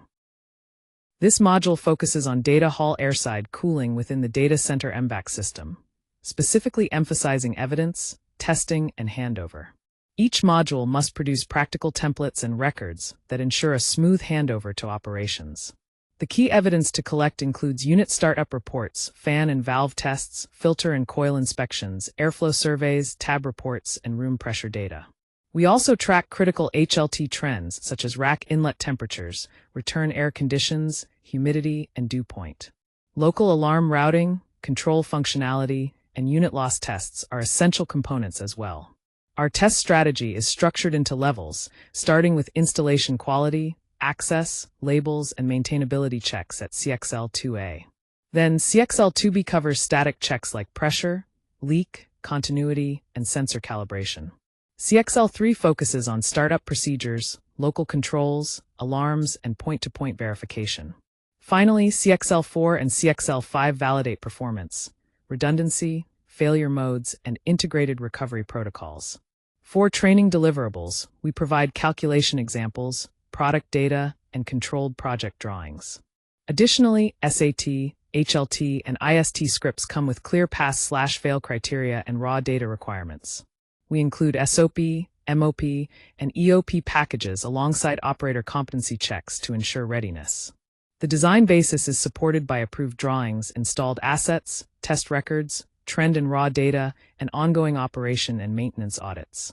Remember, terminology references like CRAH for computer room air handler, FW for fan wall unit, and CRAC for computer room air conditioner are vital for understanding the components involved in airside cooling. Here we focus on the StatePoint facility cooling system designed specifically for Indonesian data centers, which faces unique challenges due to the tropical climate. The system integrates advanced components like the facility water system, CRAH or MEU units, and the CDU with the technology cooling system to effectively manage heat. Two complete cooling architectures are compared here. One for facility or room cooling using StatePoint water to condition air through CRAH or MEU units, and another for silicon or rack cooling, which captures processor heat directly with a liquid-to-chip approach through CDU and TCS cold plates.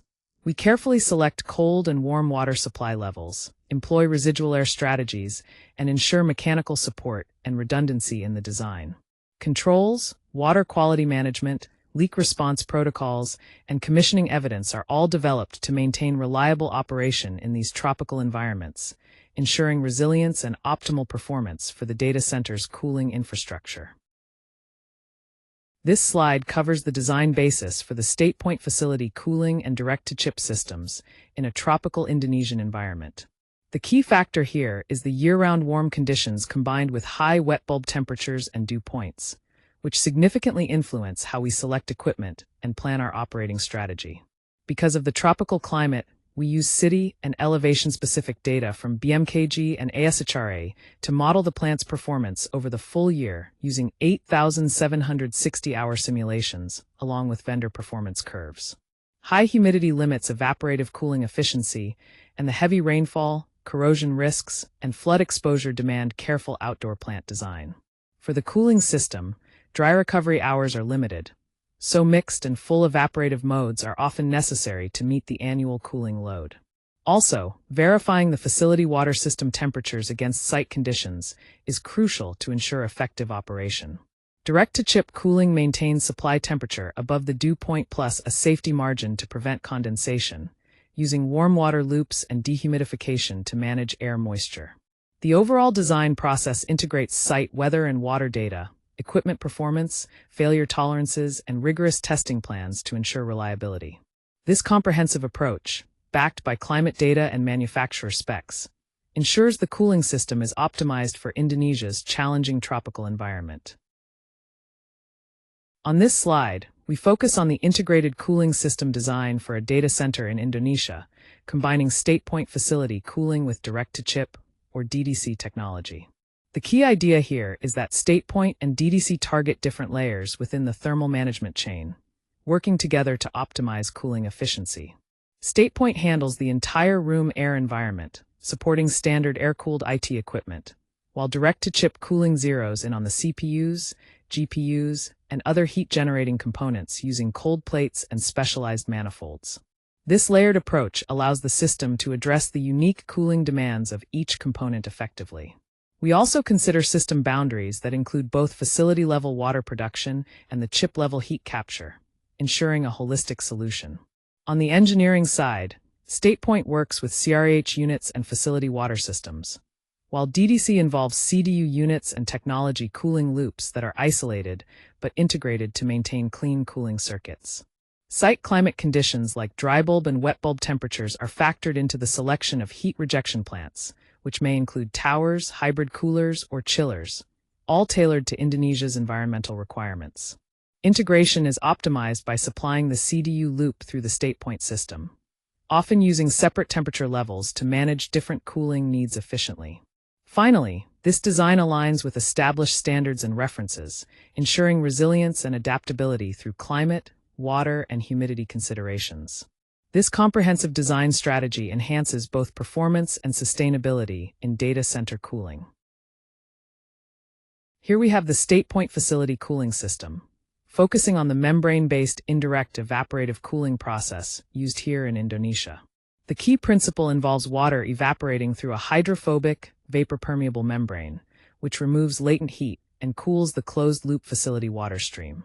Importantly, outdoor air and the data hall air stay completely separate, keeping the facility water supply isolated. The system cabinet includes essential elements such as intake and exhaust dampers, filters, an EC fan array, a recovery coil, and the SPX membrane exchanger, along with bypass paths to optimize operation. Operating modes are chosen based on project-specific weather data, and for high-elevation sites, a dedicated weather assessment is necessary. Beyond the unit itself, the project scope covers balance of plant components like facility pumps, water headers, air separation, filtration, and water treatment.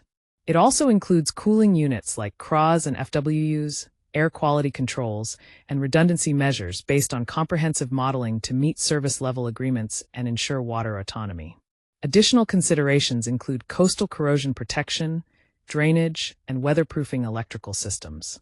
Together, these elements ensure the cooling system performs reliably, but final performance depends on the specific vendor selection tailored to each project's conditions. On this slide, we're looking at a complete StatePoint plus CRAH architecture designed for a 2 megawatt data hall, specifically tailored for the Indonesia project.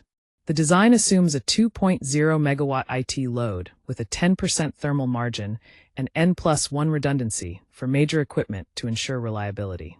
The supply and return chilled water temperature set points of 18 and 26 degrees Celsius are illustrative and need to be verified with vendors according to the project's specific weather conditions. The system is designed for a cooling duty of 2.2 megawatts with a facility water supply flow of just over 1,000 gallons per minute, operating with an 8 Kelvin temperature difference. Room airflow is maintained at 327,000 cubic feet per minute with an example configuration of 80-25 kilowatt racks. Major components, including 3 StatePoint units and associated chilled water pumps, follow an N+1 configuration for both cooling and pumping. 10 CRAHs, with 1 as standby, manage the air handling with contained data hall air at supply and return air temperatures of 24 and 36 degrees Celsius, respectively. Mechanical support and backup capabilities are built in to handle scenarios when chilled water supply cannot be maintained, due to factors like design wet bulb limits, process water constraints, equipment outages, or maintenance activities.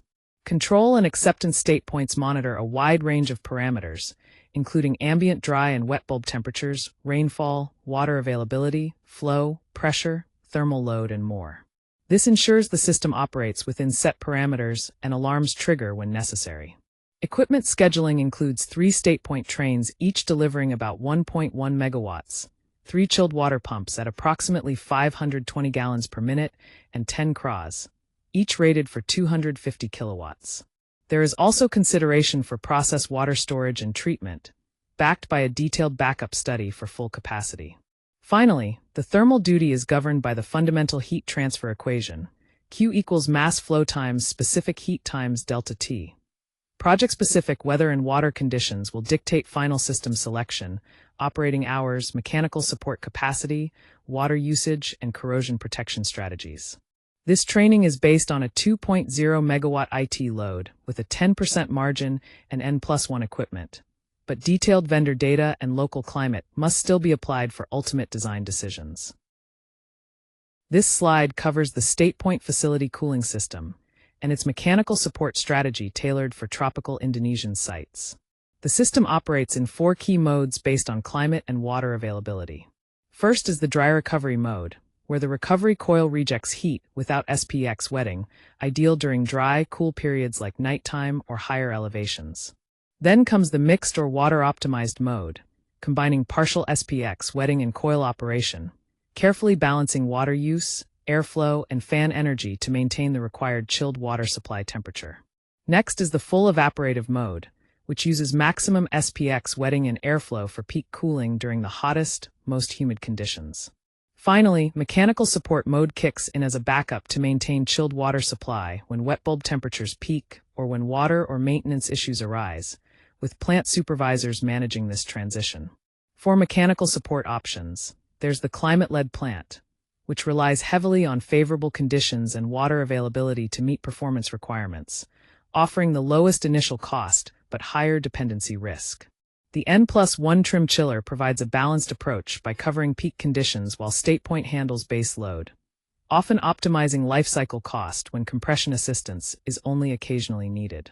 Then, the full N+1 mechanical plant delivers continuous 2.2 megawatt capacity regardless of weather, ensuring maximum resilience at the highest capital expense and requiring rigorous equipment testing.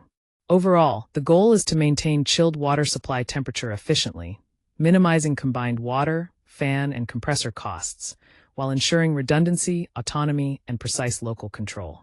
This strategy is supported by tropical climate data and industry standards, emphasizing the importance of project-specific mechanical support design.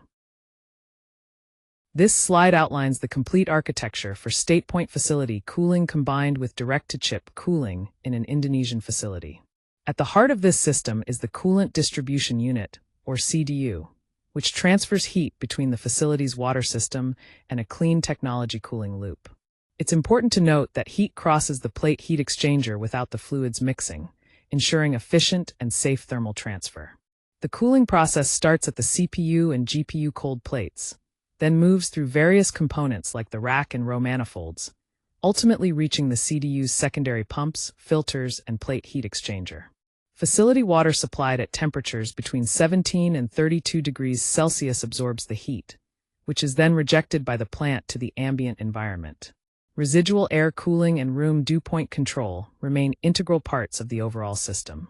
This includes the use of precision cooling units like CRAH or in-row coolers to manage unplated heat, along with makeup air units that control humidity, preventing any condensation by insulating and sealing surfaces below the room dew point. Key controls maintain the system's stability. Primary valves regulate technology cooling supply temperatures, while secondary pumps ensure consistent flow and pressure. Additional features like expansion tanks, venting, filtration, and leak protection are crucial to preserve fluid quality and system reliability. Altogether, this complete direct-to-chip architecture combines facility water heat rejection, CDU and technology cooling systems, residual air handling, humidity control, fluid quality management, leak zoning, and local emergency procedures, making it a robust and efficient solution tailored to modern data center cooling needs.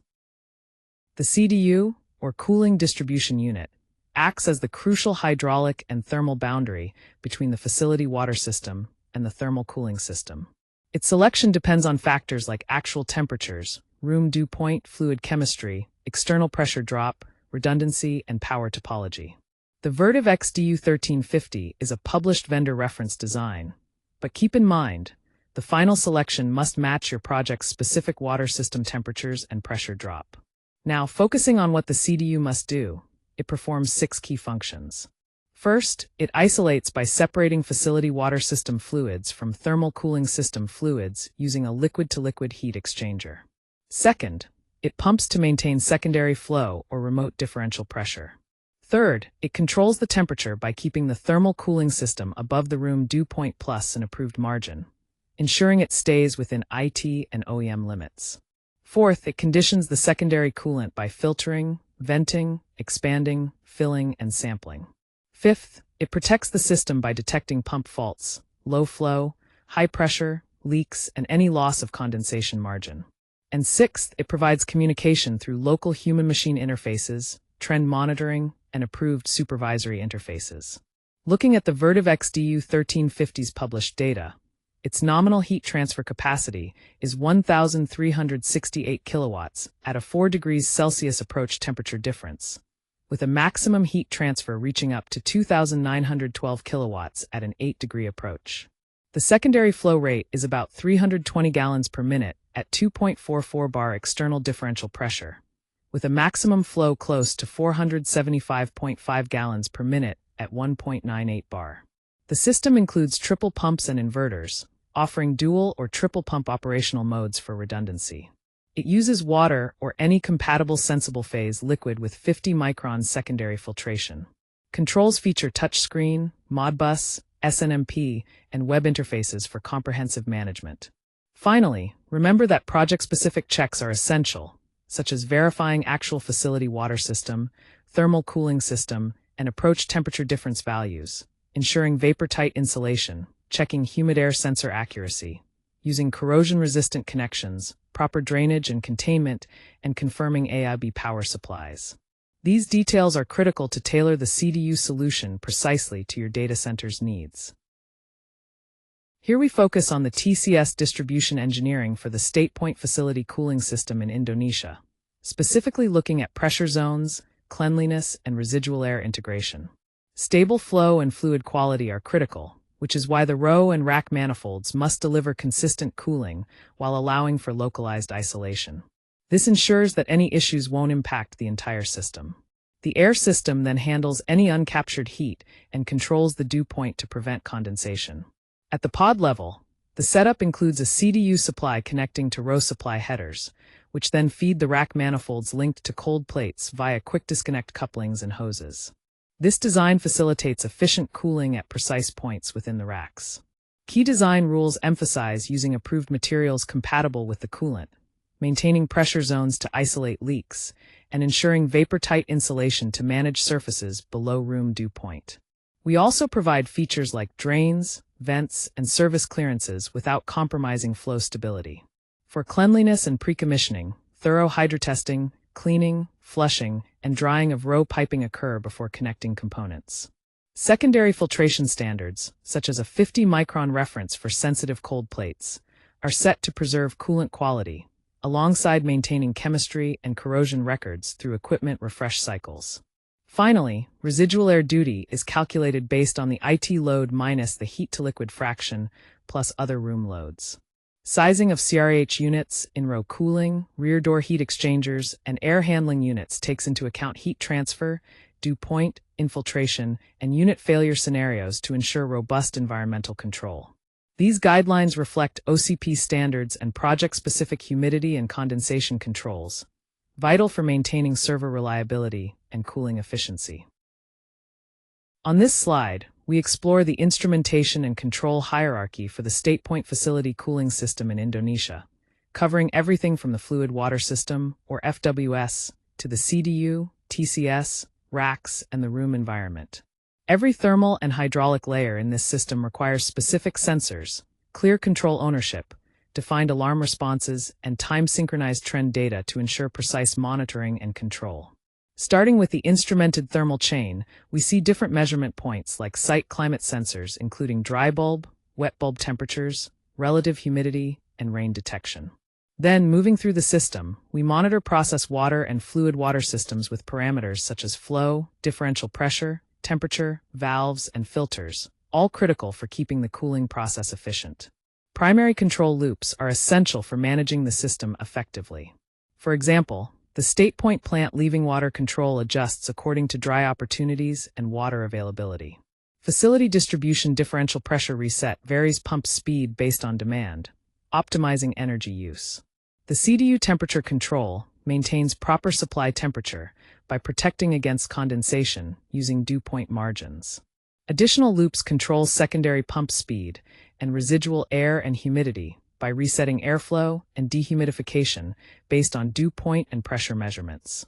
Alarm and response hierarchy is structured into advisory, capacity, protective, leak, and critical levels.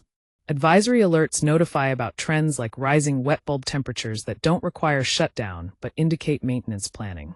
Capacity alarms highlight deviations that trigger standby plant operations and operator notifications. Protective alarms isolate faulty components to maintain the rest of the system's operation. Leak detection uses sensors to identify flow imbalances or pressure decay, isolating the smallest branch to minimize impact.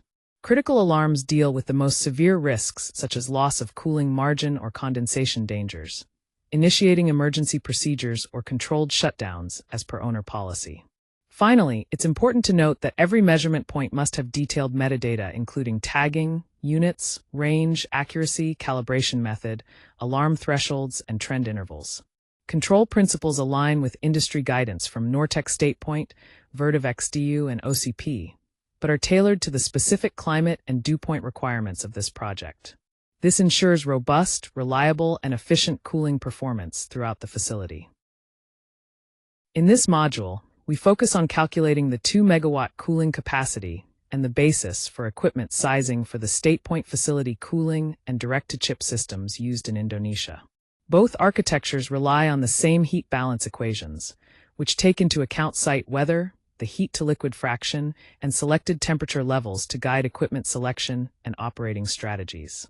The fundamental heat balance equation here is Q equals mass flow times specific heat capacity times the temperature difference. For water, specific heat capacity is approximately 4.186 kilojoules per kilogram Kelvin, and for air, about 1.006 kilojoules per kilogram Kelvin.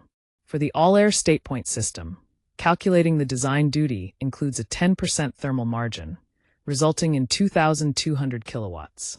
This translates into a facility water system flow of about 65.7 liters per second, or 1,041 gallons per minute, and a room airflow of approximately 327,000 cubic feet per minute.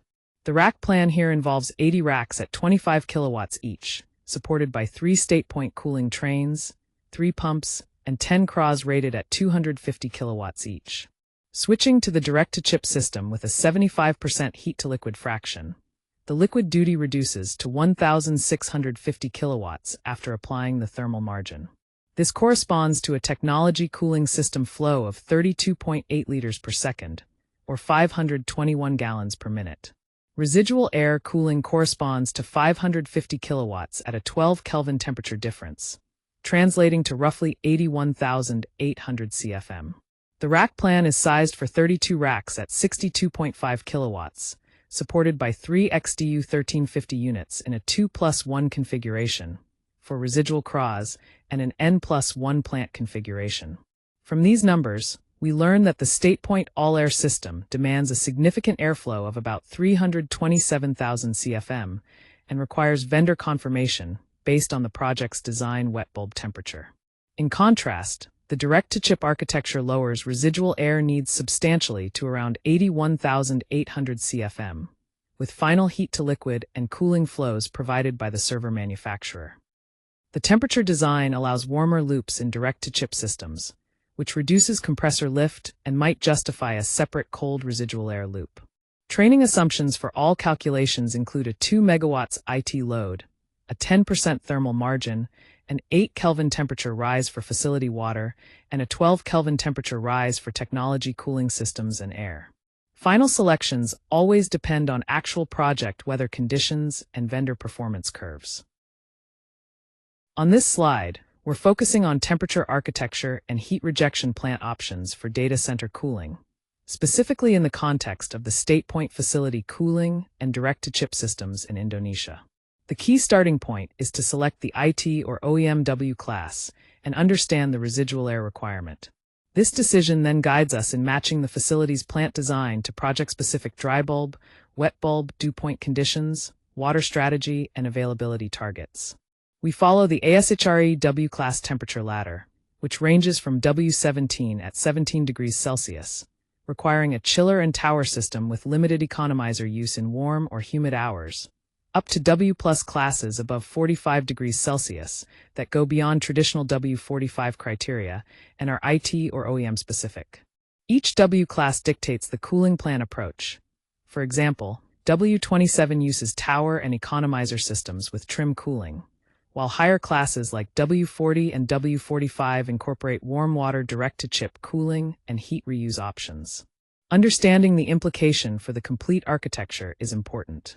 For instance, StatePoint combined with CRAH units depends on cold facility water systems driven by rack inlet temperature targets, but high wet bulb temperatures can limit capacity. Modeling performance over the entire year and ensuring process water autonomy and N+1 mechanical support are critical. For DTC plus CDU systems operating at W17 and W27, they can operate with a shared low-temperature water system and residual CRAHs, but chiller and tower energy use remains significant and room dew point margins must be maintained. At higher temperature classes like W32 and above, warmer facility water supports hybrid heat rejection methods and reduces compressor lift, often requiring separate cold residual air loops or high-temperature terminals for efficiency. A notable architectural option is the two-temperature mixed hall design, which uses a cold airside loop around 18 to 20 degrees Celsius alongside a warmer direct-to-chip loop from 27 to 32 degrees Celsius. This setup enables mixed standard IT and AI or HPC halls while enhancing power and water usage efficiency, resilience, and maintainability. The takeaway is to finalize the temperature architecture up front before selecting specific equipment such as StatePoint trains, CRAH coils, CDUs, chillers, towers, dry coolers, pumps, and pipe sizes. This approach ensures the cooling system is tailored to the project's environmental and operational conditions, with design inputs coming from ASHRAE classifications, local weather data, and vendor-specific performance metrics. Here we have a two-temperature mixed hall architecture specifically designed for StatePoint facility cooling combined with direct-to-chip cooling in Indonesia. The system features two independent loops, a colder loop that serves the CRAHs, make-up air units, dehumidification, and residual air, and a warmer loop dedicated to direct-to-chip and cooling distribution unit loads. This separation allows each loop to be optimized individually for temperature, water usage, energy efficiency, and resilience. The colder loop operates with facility water temperatures between 18 to 20 degrees Celsius and handles the cold airside components, such as CRAHs and residual air cooling. It's designed to maintain performance even during hot and humid conditions by protecting the cold air handling units from high dew points. Meanwhile, the warmer loop runs at higher water temperatures, between 27 to 32 degrees Celsius, supporting direct-to-chip cooling systems and cooling distribution units. This loop lowers compressor lift in the direct-to-chip units and accommodates various heat rejection methods such as towers, hybrid, or dry coolers. Shared controls manage critical parameters like weather bin data, power and water usage effectiveness, dew points, and system alarms, ensuring smooth coordination between loops. This design improves fault containment and allows for independent maintenance and reserve capacity on each loop. Key design considerations include local climate and elevation effects on dry bulb and wet bulb temperatures, full-year operation profiles, water chemistry, hydraulic separation, and future scalability. Overall, this reference architecture effectively balances the different cooling needs of standard IT and AI/HPC halls, adapting to site-specific requirements for optimally efficient and reliable cooling. This module focuses on the resilience strategy and failure domain response for the StatePoint facility cooling and direct-to-chip system in Indonesia. The design specifically addresses key challenges such as climate and water constraints, humidity and condensation, rain and flood exposure, equipment failures, controls, power, and maintainability. Starting with peak wet bulb temperatures during the monsoon season, the system anticipates potential rises in fresh water supply temperature, requiring proven StatePoint and tower capacity, along with chiller assistance at site design conditions. Regarding process water availability, loss of makeup water, poor chemistry, or high turbidity triggers the need for storage, treatment, or mode changes to maintain stable operation. To manage dew point and condensation risks, the system uses makeup air units and dehumidification to keep margins above the room's dew point, especially during restarts and infiltration events. Additionally, outdoor plant design accounts for heavy rain, corrosion, flooding, and elevation of equipment to ensure survival during local exposure. The failure response matrix highlights critical failure domains, detection methods, automatic or operator responses, and essential design checks. For example, if fresh water supply temperature rises or units fault, the system stages wet assist or standby units and redistributes flow, supported by N+1 capacity for reliability. Low makeup water triggers storage and treatment responses, with autonomy plans for refill and discharge. Increases in dew point or rack inlet temperatures prompt standby activation and increased airflow or dehumidification to maintain safe limits. Pump alarms or low flow lead to internal changeover or standby pump start, ensuring adequate power and flow. Leak detection isolates the smallest affected branch, avoiding full haul trips and preserving unaffected racks. Fluid quality is monitored through chemistry trends and filter pressure differentials, with isolation and flushing procedures ready in case of contamination. Controls and power resiliency include alarms for heartbeats, source loss, or water ingress, directing local safe states, AAB transfer, and isolation of affected areas, alongside return to normal and drainage reviews. Overall, this system's failure envelope spans cooling equipment, climate challenges, water systems, corrosion management, controls, and electrical resilience, aiming for no single point of failure. This comprehensive approach supports high availability and maintainability for critical data center operations. This module covers the commissioning and acceptance process for StatePoint facility cooling and direct-to-chip systems in Indonesia, with a focus on ensuring reliable performance under tropical conditions. Acceptance testing demonstrates full load capacity, control stability, and recovery, even in challenging environments like high humidity, heavy rain, and scenarios with one unit out of service. The commissioning process is broken down into several levels. At CXL2A, we verify installation quality, checking access, coatings, elevations, seals, drains, insulation, and maintainability. Moving to CXL2B, we focus on static conditions and cleanliness, performing hydro tests, leak checks, flushing, sensor calibration, and drain tests. CXL3 covers startup and controls, including dry recovery modes, dehumidification, alarms, network functionality, and power transfer. CXL4 evaluates performance through heat load tests, water system challenges, airflow, and environmental mapping. Finally, CXL5 integrates resilience testing, addressing water interruptions, unit failures, chiller assistance, and recovery from adverse conditions. Acceptance for StatePoint plus CRAH involves detailed vendor curve validation, thermal balance, and environmental controls, while direct-to-chip plus CDU acceptance includes pump redundancy, hydro testing, material inspections, and leak isolation strategies. The training ensures learners can select, calculate, control, commission, and operate cooling architectures tailored for tropical Indonesian data centers, including mixed-hall designs.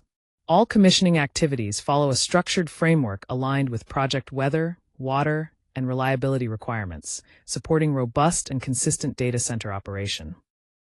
In this module on immersion liquid cooling, we focus on the critical components that make this technology effective.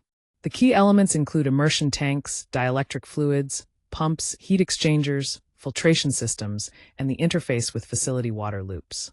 Immersion tanks house IT servers fully submerged in a non-conductive dielectric fluid, which efficiently transfers heat away from the equipment. This fluid is continuously circulated by pumps through filtration systems to maintain quality and cleanliness. The heat is then transferred via heat exchangers to the facility water loop, ensuring optimal cooling performance. We will explore this framework in detail, providing lessons, practical exercises, and operational templates to help you master immersion cooling systems. In this module, we focus on immersion liquid cooling, a cutting-edge technology for managing data center thermal loads. We'll cover the fundamentals of single-phase and two-phase immersion cooling, helping you understand how these systems operate at a high level. Key components like immersion tanks, dielectric fluids, pumps, heat exchangers, and filtration systems are all essential, and we'll explore their roles in ensuring efficient cooling and fluid quality. We'll also address how to coordinate facility water temperature and heat rejection to maintain optimal performance. Beyond the core concepts, this module delves into electrical safety, service procedures, fluid handling, and commissioning processes, including leak containment and thermal stability monitoring. Finally, we'll discuss integrating immersion metrics with external monitoring systems, such as CPOS, to provide comprehensive oversight. Throughout, images like the immersion tank, fluid pump, filtration setup, heat exchanger, and facility water loop will help visualize these components in action. In this module, we dive into immersion liquid cooling, a cutting-edge approach for data center thermal management. The key concept involves submerging servers in a special dielectric fluid that efficiently removes high heat fluxes. This fluid then transfers the heat to the facility's water system via heat exchangers, ensuring effective cooling. We'll also cover the essential support equipment required, like circulation pumps, filters, sensors, and heat exchangers, as well as systems for monitoring fluid quality, including checks for particulates, moisture, and contamination. Safety measures such as secondary containment and spill response plans are critical components too. On the controls front, we'll explore how fluid temperature, water flow, and alarms for leaks or spills are managed, alongside service procedures for handling the servers and fluid during maintenance. Integration with chiller plant optimizing systems ensures seamless capacity control and alerts. By the end of this masterclass, you'll have practical outputs including an immersion system boundary diagram, a fluid handling and maintenance checklist, and a thermal stability and alarm response test script to apply on-site. This comprehensive approach is designed to get your team site-ready with immersion cooling technology. This module focuses on immersion liquid cooling, a critical component of the Data Center MVAC system. The technical schematic lays out the normal flow, control ownership, failure paths, and the specific evidence that needs to be tested to ensure proper function. Key elements include the immersion tank, dielectric fluid, fluid pump, filtration system, heat exchanger, and facility water connections. Each node within the system must have a physical tag, a designated control point, an alarm state, trend data, and a clear acceptance criterion. The schematic uses arrows to indicate normal energy, fluid, and control flow, and further lessons will expand on bypasses, isolation points, and failure paths. Before startup, it's essential to clearly define system boundaries, ownership, and normal operating modes. We also show how a local event triggers a platform alarm and prompts operator action. Control and failure logic covers automatic sequences, interlocks, fallback states, and manual overrides, with an emphasis on proving behavior during sensor, controller, network, and power source failures. Throughout this module, learners will be encouraged to identify any missing evidence before we reveal the acceptance rules, fostering deeper understanding and engagement. In Module 12, we focus on immersion liquid cooling within the Data Center MVAC system, emphasizing the importance of thorough evidence collection, testing, and handover procedures. Each module must generate practical templates and records that remain useful well after handover to ensure ongoing reliability. Key evidence to collect includes OEM fluid limits and material compatibility, fluid quality baselines along with service procedures, and measures for tank leak and spill response with alarm systems. Additionally, monitoring thermal stability and heat rejection trends is critical to maintain system performance. Our testing strategy spans multiple stages. Level 2A covers installation quality and maintainability. Level 2B focuses on static checks, pressure, leaks, and sensor calibration. Level 3 addresses startup, local controls, alarms, and system interconnectivity, while Levels 4 and 5 involve performance validation, redundancy checks, failure mode evaluations, and integrated recovery processes. Training deliverables are designed to be comprehensive, including calculation examples, product data, controlled project drawings, and detailed test scripts with clear pass/fail criteria and raw data requirements. Standard operating procedures, maintenance and emergency operation plans, alongside operator competency assessments, are also essential components. Finally, the design basis is supported by approved drawings, installed assets documentation, test records, ongoing trend and raw data analysis, and structured operation and maintenance audits. This approach ensures that from design through commissioning and handover, the system remains robust and fully accountable. In Module 13, we focus on MVAC controls and CPOS optimization. This includes chiller plant optimization, local controller sequences, and the MVAC sensor and meter strategy along with evidence handoff. The key components include field sensors measuring temperature, pressure, flow, and power consumption, local PLC or DDC controllers managing sequences, and the CPOS optimizer overseeing overall efficiency. We'll also cover how evidence handoff ensures proper verification of control sequences. It's important to note that this module is limited to CPOS and local MVAC control systems. Other external automation or security platforms are covered elsewhere. Understanding these elements helps us optimize the chiller plant and related equipment such as cooling towers, pumps, and air handling units effectively. In this module, we focus on MVAC controls and CPOS optimization within the Data Center MVAC system. The core learning outcomes cover understanding the entire control chain, from sensors to local controllers and up to CPOS decisions. We'll distinguish between local safety controls, supervisory sequences, and optimization logic, and learn how to interpret CPOS inputs like chilled water and condenser water temperatures, pressures, flow rates, power consumption, ambient conditions, and tower approach. Moving on, the control boundary outcomes emphasize keeping local control sequences for chillers, pumps, towers, thermal energy storage, and more within the MVAC scope. Importantly, we define the limits for external data handoff, without delving into automation, monitoring, or security management platforms here. Remember, local safety controls always take precedence over optimization commands.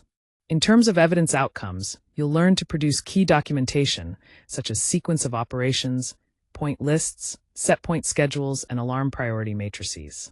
We'll also cover how to trend CPOS baselines, staging decisions, reset logic, and gather energy reduction evidence. Lastly, preparing SAT and IST scripts will be addressed to handle sensor failures, controller failures, network loss, and manual fallback scenarios. To clarify, this module is not the master training for automation or security platforms, but strictly defines MVAC side signal quality, control intent, CPOS optimization logic, alarm handoff requirements, and the evidence required before other platforms can consume MVAC data. This module focuses on MVAC controls and CPOS optimization, organized into 4 key control workstreams. First, we cover CPOS optimization scope, aiming for the best kilowatts per ton, stable delta T, safe capacity margin, and maintained redundancy. This includes staging rules for chillers and other components, along with reset logic for temperatures and pressures. Next, we dive into local plant control sequences, which handle safety and run permit logic for chillers, pumps, valves, and more. These controls must ensure safe operation, even if communication or optimizer commands are lost. Third, sensors, meters, and data quality are critical, including calibration, fault detection, and data logging to support testing and optimization. Finally, external handoff governance defines how control points are shared, emphasizing cybersecurity, documentation, and data retention. This framework ensures a comprehensive and safe approach without overlapping other automation or security training. Here we have a detailed schematic illustrating the MVAC controls architecture on the plant side. This layered structure is essential for understanding how the system integrates various components to optimize performance. At the base, the equipment layer includes critical devices like chillers, towers, pumps, thermal energy storage, and air handling units. Moving up, the instrumentation layer monitors key parameters such as temperature, pressure, flow, power consumption, and valve position. Above that is the control layer, featuring local PLCs and dedicated controllers that manage chillers, variable speed drives, and valve actuators.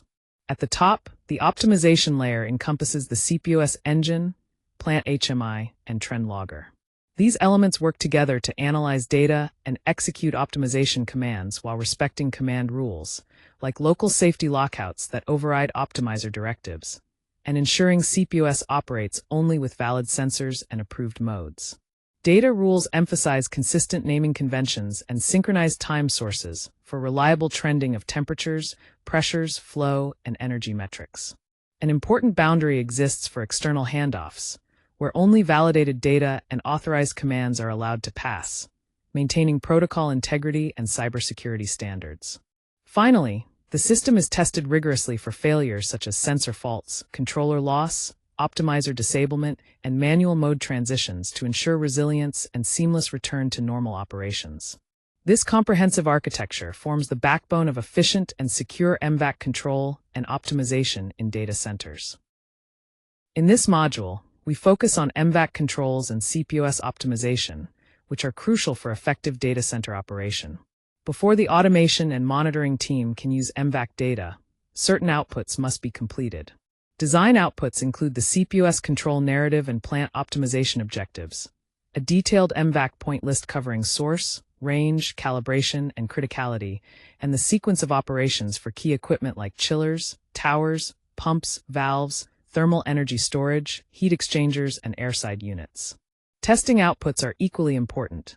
They consist of point-to-point and calibration checks on critical sensors and meters, followed by sequence tests covering lead lag, staging, resets, tower approach, differential pressure reset, and failure response scenarios. Additionally, we review heat load and integrated systems test trends to verify stability, recovery, and optimizer behavior. For handover, we ensure as left set points, trend templates, alarm priority settings, and local versus remote mode matrices are well documented. Manual fallback procedures and optimizer enable or disable processes are also finalized, backed by an evidence index to support sustainability and operational acceptance. The recommended test sequence follows a clear progression: point-to-point verification, calibration proof, local sequence execution, CPOS optimization, failure response testing, and final evidence closeout. Our masterclass aims to keep MVAC controls practical, focusing on how the plant behaves, how CPOS optimization functions, how sensors validate performance, and how handoff data is governed, all without turning this module into a separate automation or monitoring curriculum. In this module, we focus on valves, meters, and certification metrics that are essential for system optimization and sustainability certifications like LEED and Green Mark.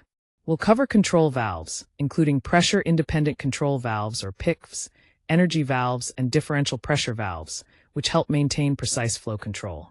We'll also explore BTU meters that measure energy consumption in thermal units and data loggers that track system performance over time.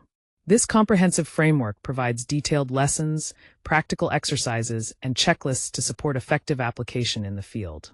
Understanding key concepts such as valve authority, sensor selection, and data reporting like PUE and WUE will ensure successful optimization and accurate certification documentation. In this module, we focus on valves, meters, and certification metrics within Data Center MVAC systems. Understanding the different types of valves such as control valves, pressure-independent control valves or PICVs, and differential pressure valves is crucial for effective system maintainability, control, and balancing. We'll also cover how BTU and energy meters, along with data loggers, are used to optimize performance and support green building certifications like LEED and Green Mark. You'll learn to identify essential valves including isolation, check, drain, vent, and safety valves and understand their functions within the system. Additionally, we will dive into meter accuracy, calibration protocols, and integrating data loggers to build a comprehensive monitoring strategy. This includes commissioning command feedback systems to ensure calibration and trend accuracy. Finally, the module covers key concepts like valve authority, sensor selection, and using KPI dashboards to track performance metrics. This knowledge will help you maintain certification records and demonstrate compliance with efficiency standards, tying directly into sustainability goals for modern data centers. In this module, we'll dive into valves, meters, and certification metrics that are crucial for maintaining efficient MVAC systems in data centers. We'll organize our lesson into practical workstreams focused on producing site-ready outputs. Starting with valve families, we'll cover various types including two-way control valves, pressure-independent control valves or PICVs, differential pressure valves, balancing valves, and isolation valves. It's important to also consider bypass, non-return, drain, vent, strainer blowdown, and pressure relief requirements. Clear valve access and proper tagging are critical acceptance criteria you can't overlook.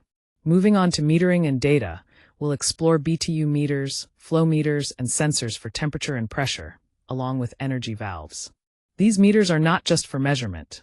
Their data supports plant optimization, tenant billing visibility, and certification processes. Remember, both trend resolution and time synchronization are just as vital as the accuracy of your sensors. When it comes to certification metrics, understanding key indicators like PUE, WUE, cooling kilowatts, kilowatts per ton, approach temperatures, delta T, makeup water, and blowdown consumption is essential.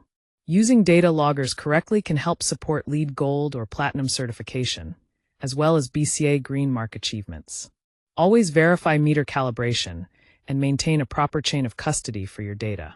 By the end of this masterclass, you'll be equipped with practical tools including a valve and instrument schedule template, a metering and data logger matrix, and a commissioning checklist designed to ensure proper calibration, protocol adherence, and trend validation. These resources will empower you to implement best practices confidently on-site. This module focuses on valves, meters, and certification metrics within the Data Center MVAC system. Here, we have a technical schematic that clearly defines normal flow, control ownership, failure paths, and the evidence that must be tested. Key components include PICV or pressure-independent control valves, energy valves, BTU meters, data loggers, and control points associated with the MVAC system. Every node in the system requires a physical tag, control point, alarm state, trend, and an acceptance criterion.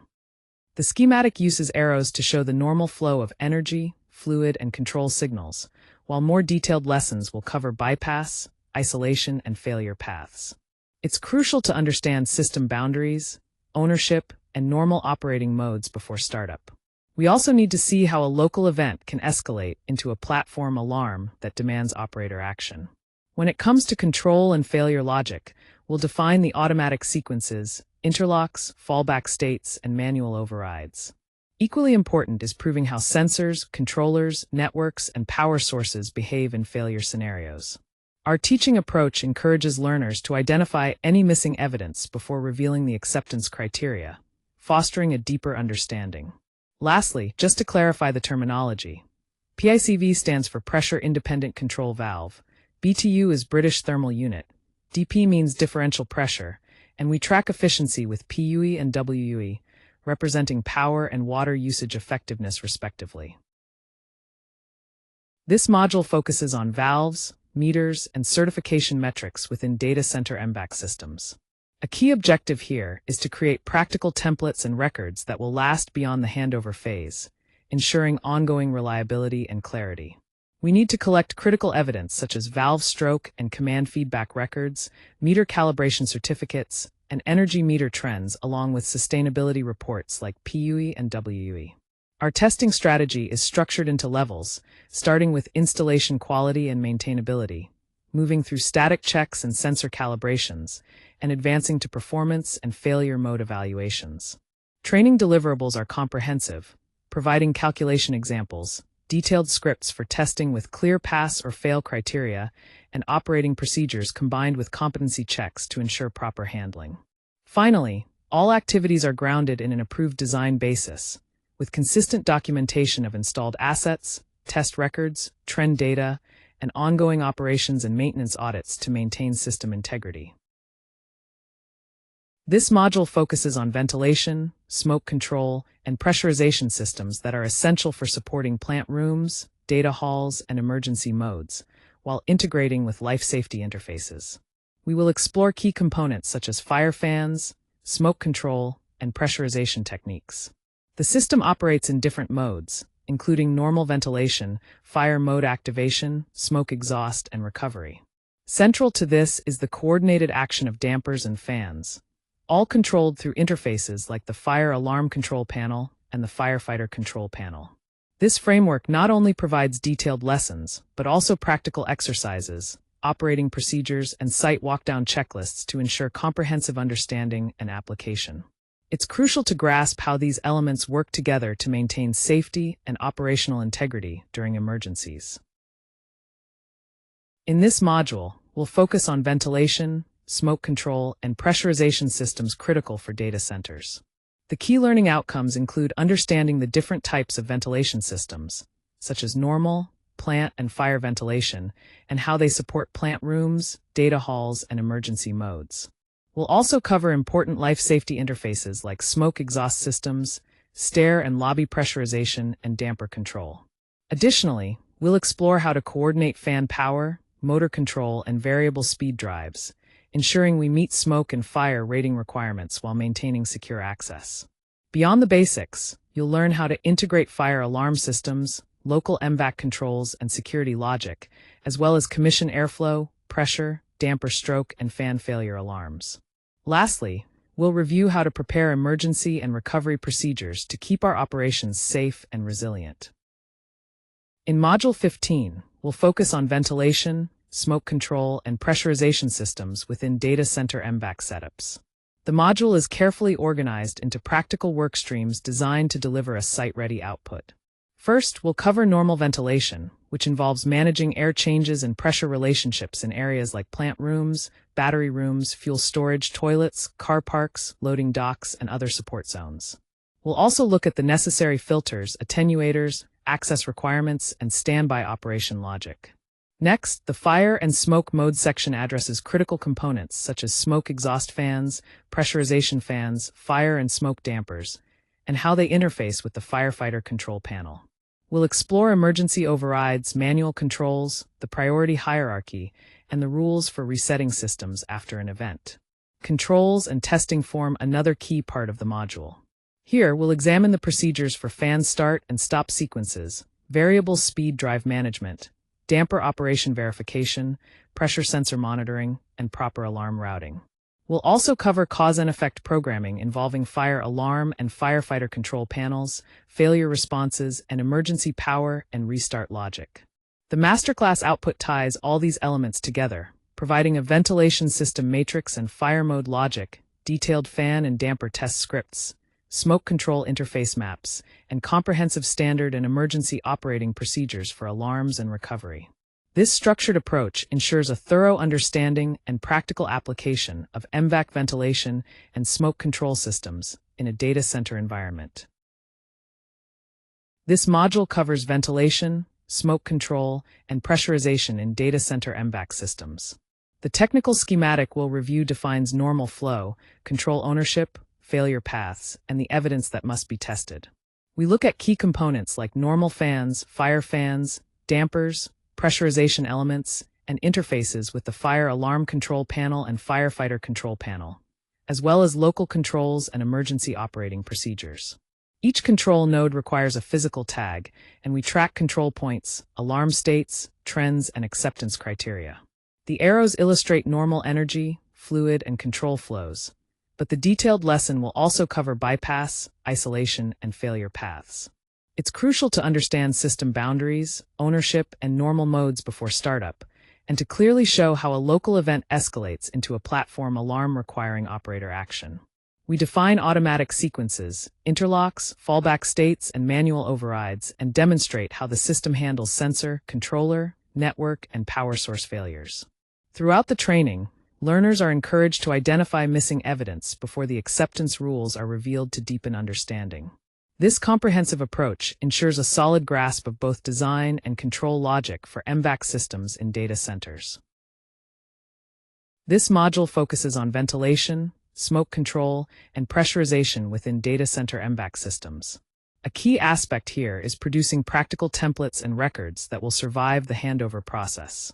It's essential to collect comprehensive evidence, including airflow and pressure test records, fan and damper functional reports, fire alarm control panel tests, and emergency procedure documentation. Our test strategy spans multiple levels, starting from installation quality and sensor calibration to performance, redundancy, and integrated recovery scenarios. Training deliverables should include detailed calculation examples, product data, project drawings, and scripts for site acceptance and commissioning tests, complete with pass or fail criteria and raw data requirements. Also important are the standard operating, maintenance, and emergency procedures, coupled with operator competency checks. All of this ties back to the design basis, approved drawings, installed assets, test records, raw data trends, and ongoing operations and maintenance audits, ensuring a fully documented and reliable system handover. This module focuses on auxiliary and support space cooling systems, which are essential for maintaining proper operating conditions in non-white space areas such as support rooms, offices, ICT rooms, and plant spaces. We'll be looking at various cooling equipment types, including VRF, or variable refrigerant flow systems, as well as split air conditioners and DX, or direct expansion units. These systems ensure that spaces like Meet Me rooms and network equipment rooms are kept cool and functional. We'll also cover key aspects such as control zones, condensate and refrigerant management, alarm and monitoring systems, and maintenance procedures. This framework provides a comprehensive approach with detailed lessons, practical exercises, and site walkdown checklists to help you fully understand and manage these cooling solutions effectively. This module focuses on auxiliary and support space cooling, which involves non-white space cooling systems designed to maintain appropriate conditions in support rooms, offices, ICT rooms, and plant areas. It is crucial to differentiate between the critical data hall cooling and these auxiliary comfort or support space systems. We will explore how to apply various cooling technologies like VRF, split AC, and DX systems specifically for offices, telecom rooms, and plant support spaces. Additionally, we'll cover important considerations such as coordinating condensate management, ensuring proper outdoor unit clearance, refrigerant safety, and maintenance access. Beyond that, we'll discuss deciding when auxiliary cooling requires configurations like N+1 redundancy, duty/standby setups, or local alarms. Commissioning topics like capacity verification, restart protocols, leak alarms, and the use of local monitoring interfaces will also be examined. Lastly, integrating maintenance procedures into computerized maintenance management systems and operations and maintenance protocols rounds out the core learning outcomes. This comprehensive understanding will enable effective support space cooling management within data center environments. In this module, we're focusing on auxiliary and support space cooling, which is crucial for maintaining optimal conditions in various non-core areas of a data center. We'll start by categorizing the different spaces like admin offices, guard rooms, network operations centers, electrical rooms, battery support areas, storage, and plant offices. Each of these spaces has different cooling needs depending on the business risks involved and the amount of heat generated by the equipment. Next, we'll explore system options such as variable refrigerant flow systems, direct expansion split units, small CRAH or DX units, as well as exhaust and local dehumidifiers. We'll also discuss important factors like outdoor unit placement, limits on pipe lengths, along with refrigerant leakage and isolation protocols to ensure safety and efficiency. For controls and maintenance, we'll cover local controllers with remote alarm capabilities, set point locking, filter cleaning, and managing condensate. For critical rooms, there may be requirements for duty and standby units, power resilience, and visible local alarms to ensure continuous operation. By the end of this masterclass, you'll have practical tools including an auxiliary cooling schedule and a criticality matrix, a refrigerant and condensate inspection checklist, and a functional test and maintenance plan, all designed to prepare you for effective on-site implementation and management. This slide covers Module 16, focusing on auxiliary and support space cooling within Data Center MVAC systems. The technical schematic here is crucial because it outlines normal flow, control ownership, failure paths, and the evidence that must be tested to ensure system reliability. Key equipment includes variable refrigerant flow units, split ACs, and DX computer room air conditioners, servicing spaces like the Network Operations Center and Meet Me rooms. Each control node requires physical tagging, control points, alarm states, trends, and acceptance criteria to facilitate precise monitoring. It's important to clearly define system boundaries, ownership, and normal operating modes before startup, so that any local event is correctly escalated to a platform alarm for operator action. Control and failure logic must also be well defined, covering automatic sequences, interlocks, fallback states, and manual overrides, along with responses to sensor, controller, network, and power source failures. Finally, the teaching approach encourages learners to actively identify missing evidence before revealing the acceptance criteria, reinforcing a thorough understanding of system validation. This module focuses on auxiliary and support space cooling within the Data Center MVAC system, emphasizing practical evidence, testing, and handover. Each module must deliver practical templates and records that remain useful after handover. Key evidence includes startup tests like refrigerant pressure and leak checks, room temperature recovery, power restart tests, and verification of alarm systems and local controls. We also track preventive maintenance and cleaning records to ensure ongoing reliability. The test strategy is layered, starting with installation quality checks, moving to static testing and sensor calibration, then startup and control verification, and finally performance, redundancy, and failure mode assessments.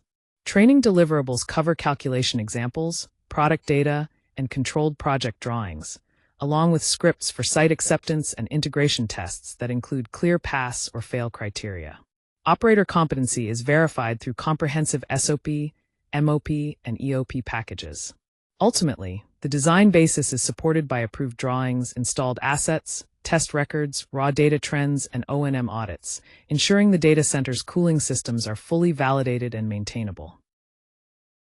In this module, we'll cover the comprehensive process of commissioning from CXL0 through CXL6 gates, including SAT, HLT, and IST phases. These stages ensure that the system is thoroughly tested and validated, starting with design intent and installation quality, progressing through startup, and culminating in final handover. We'll explore key scripts used during SAT, HLT, and IST, as well as the importance of trend evidence and failure mode proving, which help confirm the system's reliability under different operating conditions. This framework supports detailed lessons, practical exercises, and comprehensive site walkdown checklists to guide you step by step through each phase. By understanding this structured approach, you'll be well equipped to conduct testing and acceptance procedures efficiently and effectively, aligning with both factory and site acceptance requirements, and ultimately ensuring smooth operation and maintenance going forward. In Module 17, we'll focus on commissioning, heat load testing, and integrated systems testing for MVAC systems within data centers. The core learning outcomes include understanding the different commissioning levels, or CXL0 through CXL6 gates, which mark key stages in the process. We'll learn how to build effective site acceptance test scripts, outlining prerequisites, actions, expected results, and collecting trend evidence. You'll also learn to plan heat load tests in detail, incorporating load stages, a sensor grid, trend monitoring, and knowing when to abort testing if necessary. Beyond that, we'll cover proving mechanical failure modes and thermal recovery, testing control, sensor, network, and server failure scenarios. Finally, assembling the final commissioning report with raw data, issues encountered, and operations training records is a critical step to ensure successful handover. Understanding these concepts ensures reliable performance and operational readiness for MVAC systems. In Module 17, we're focusing on commissioning, specifically the heat load test and integrated systems test within the Data Center MVAC system. The lesson is organized into practical work streams that lead to a site-ready output, ensuring you have actionable skills. We'll cover the commissioning governance framework, moving through stages from design review and factory acceptance tests, all the way to site acceptance and final handover. Each stage effectively closes the risks identified in the previous phase. For HLT and IST, we'll dive into heat load stages, soak durations, and the importance of sensor grids and MVAC trend data to ensure safety and performance. We'll also discuss potential failure scenarios like issues with chillers, pumps, or sensors, and how to restore normal operations while documenting stabilization times. Evidence discipline is critical. Every test requires calibrated instruments, recorded trends, screenshots, and raw data files, with clear pass/fail criteria and witness sign-offs before acceptance. By the end of this masterclass, you'll be equipped with a commissioning matrix, detailed checklists, test templates, and structured reporting tools to close issues effectively, ensuring a seamless commissioning process.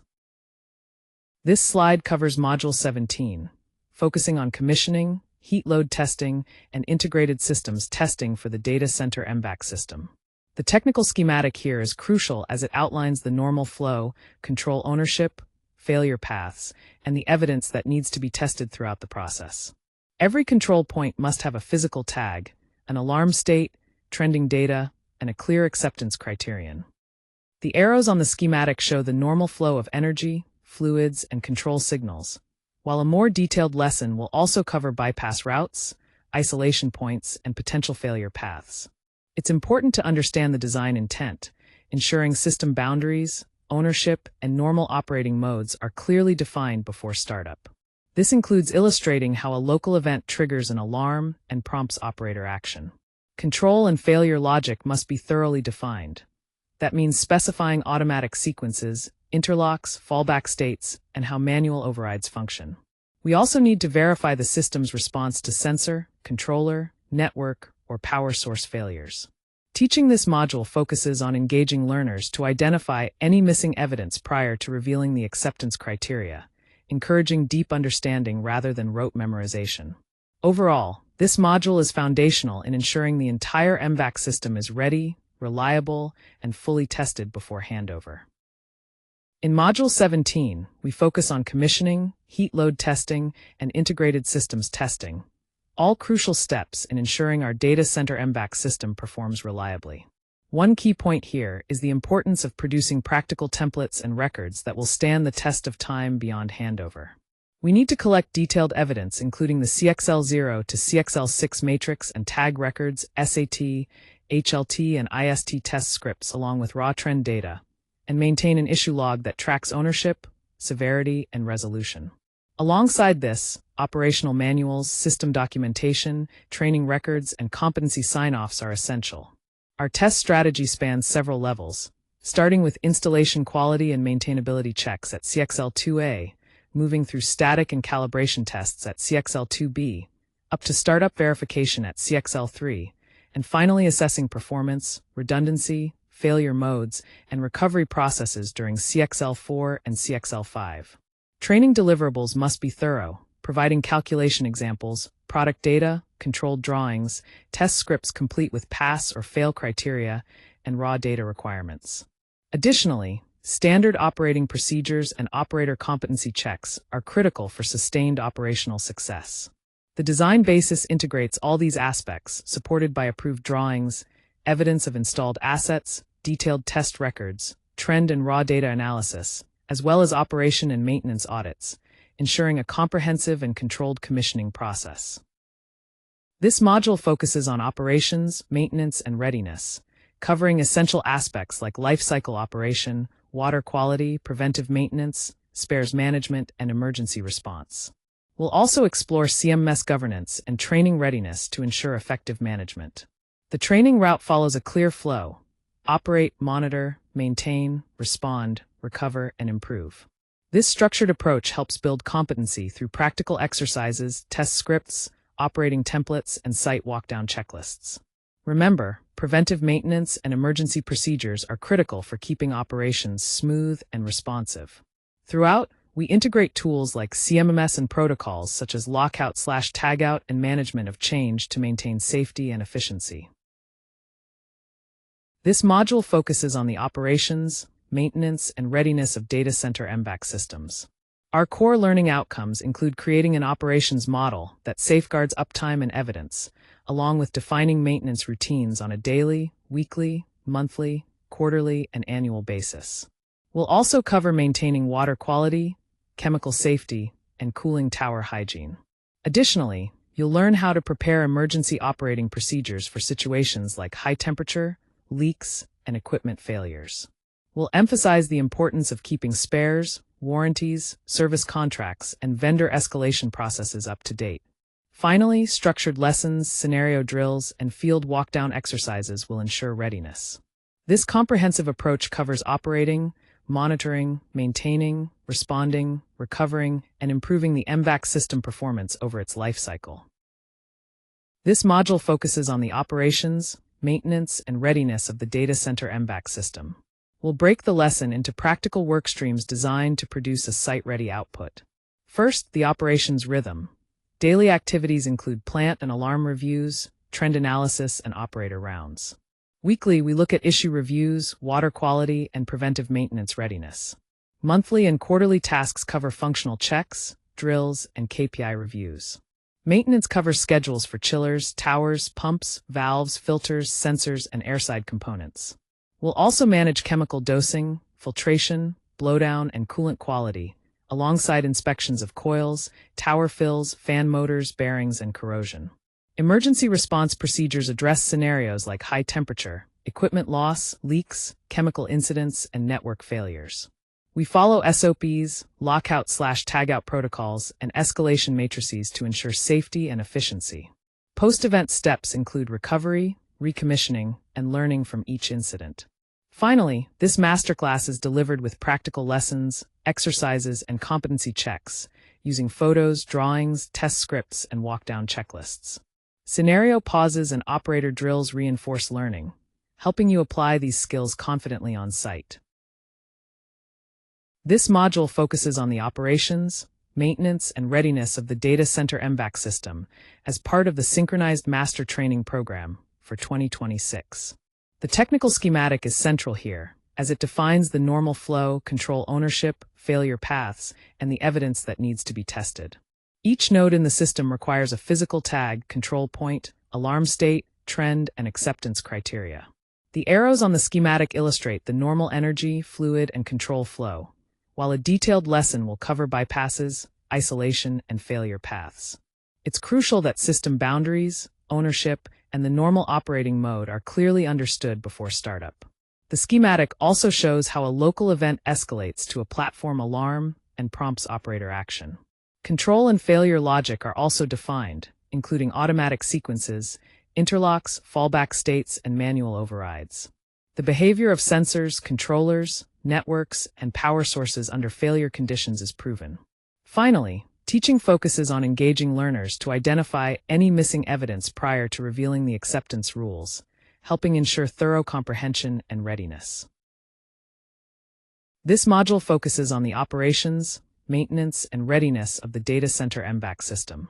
One crucial aspect is producing practical templates and records that will stand the test of time beyond the handover phase. We need to collect comprehensive evidence, including the O&M manual, systems manual, and PM schedule. It's also important to gather CMMS asset data along with spares and warranty records. Maintaining logs for water quality, chemical treatments, and blowdown procedures is essential, as well as documenting emergency drills, incident reviews, and management of change records. Our test strategy is divided into several levels, starting with installation quality and maintainability checks, moving through static tests like pressure and leak checks, and advancing to startup verifications, alarms, and point-to-point testing. The final stages include performance evaluation, redundancy checks, failure mode analysis, and integrated recovery processes. For training, we provide detailed calculation examples, product data, and controlled project drawings.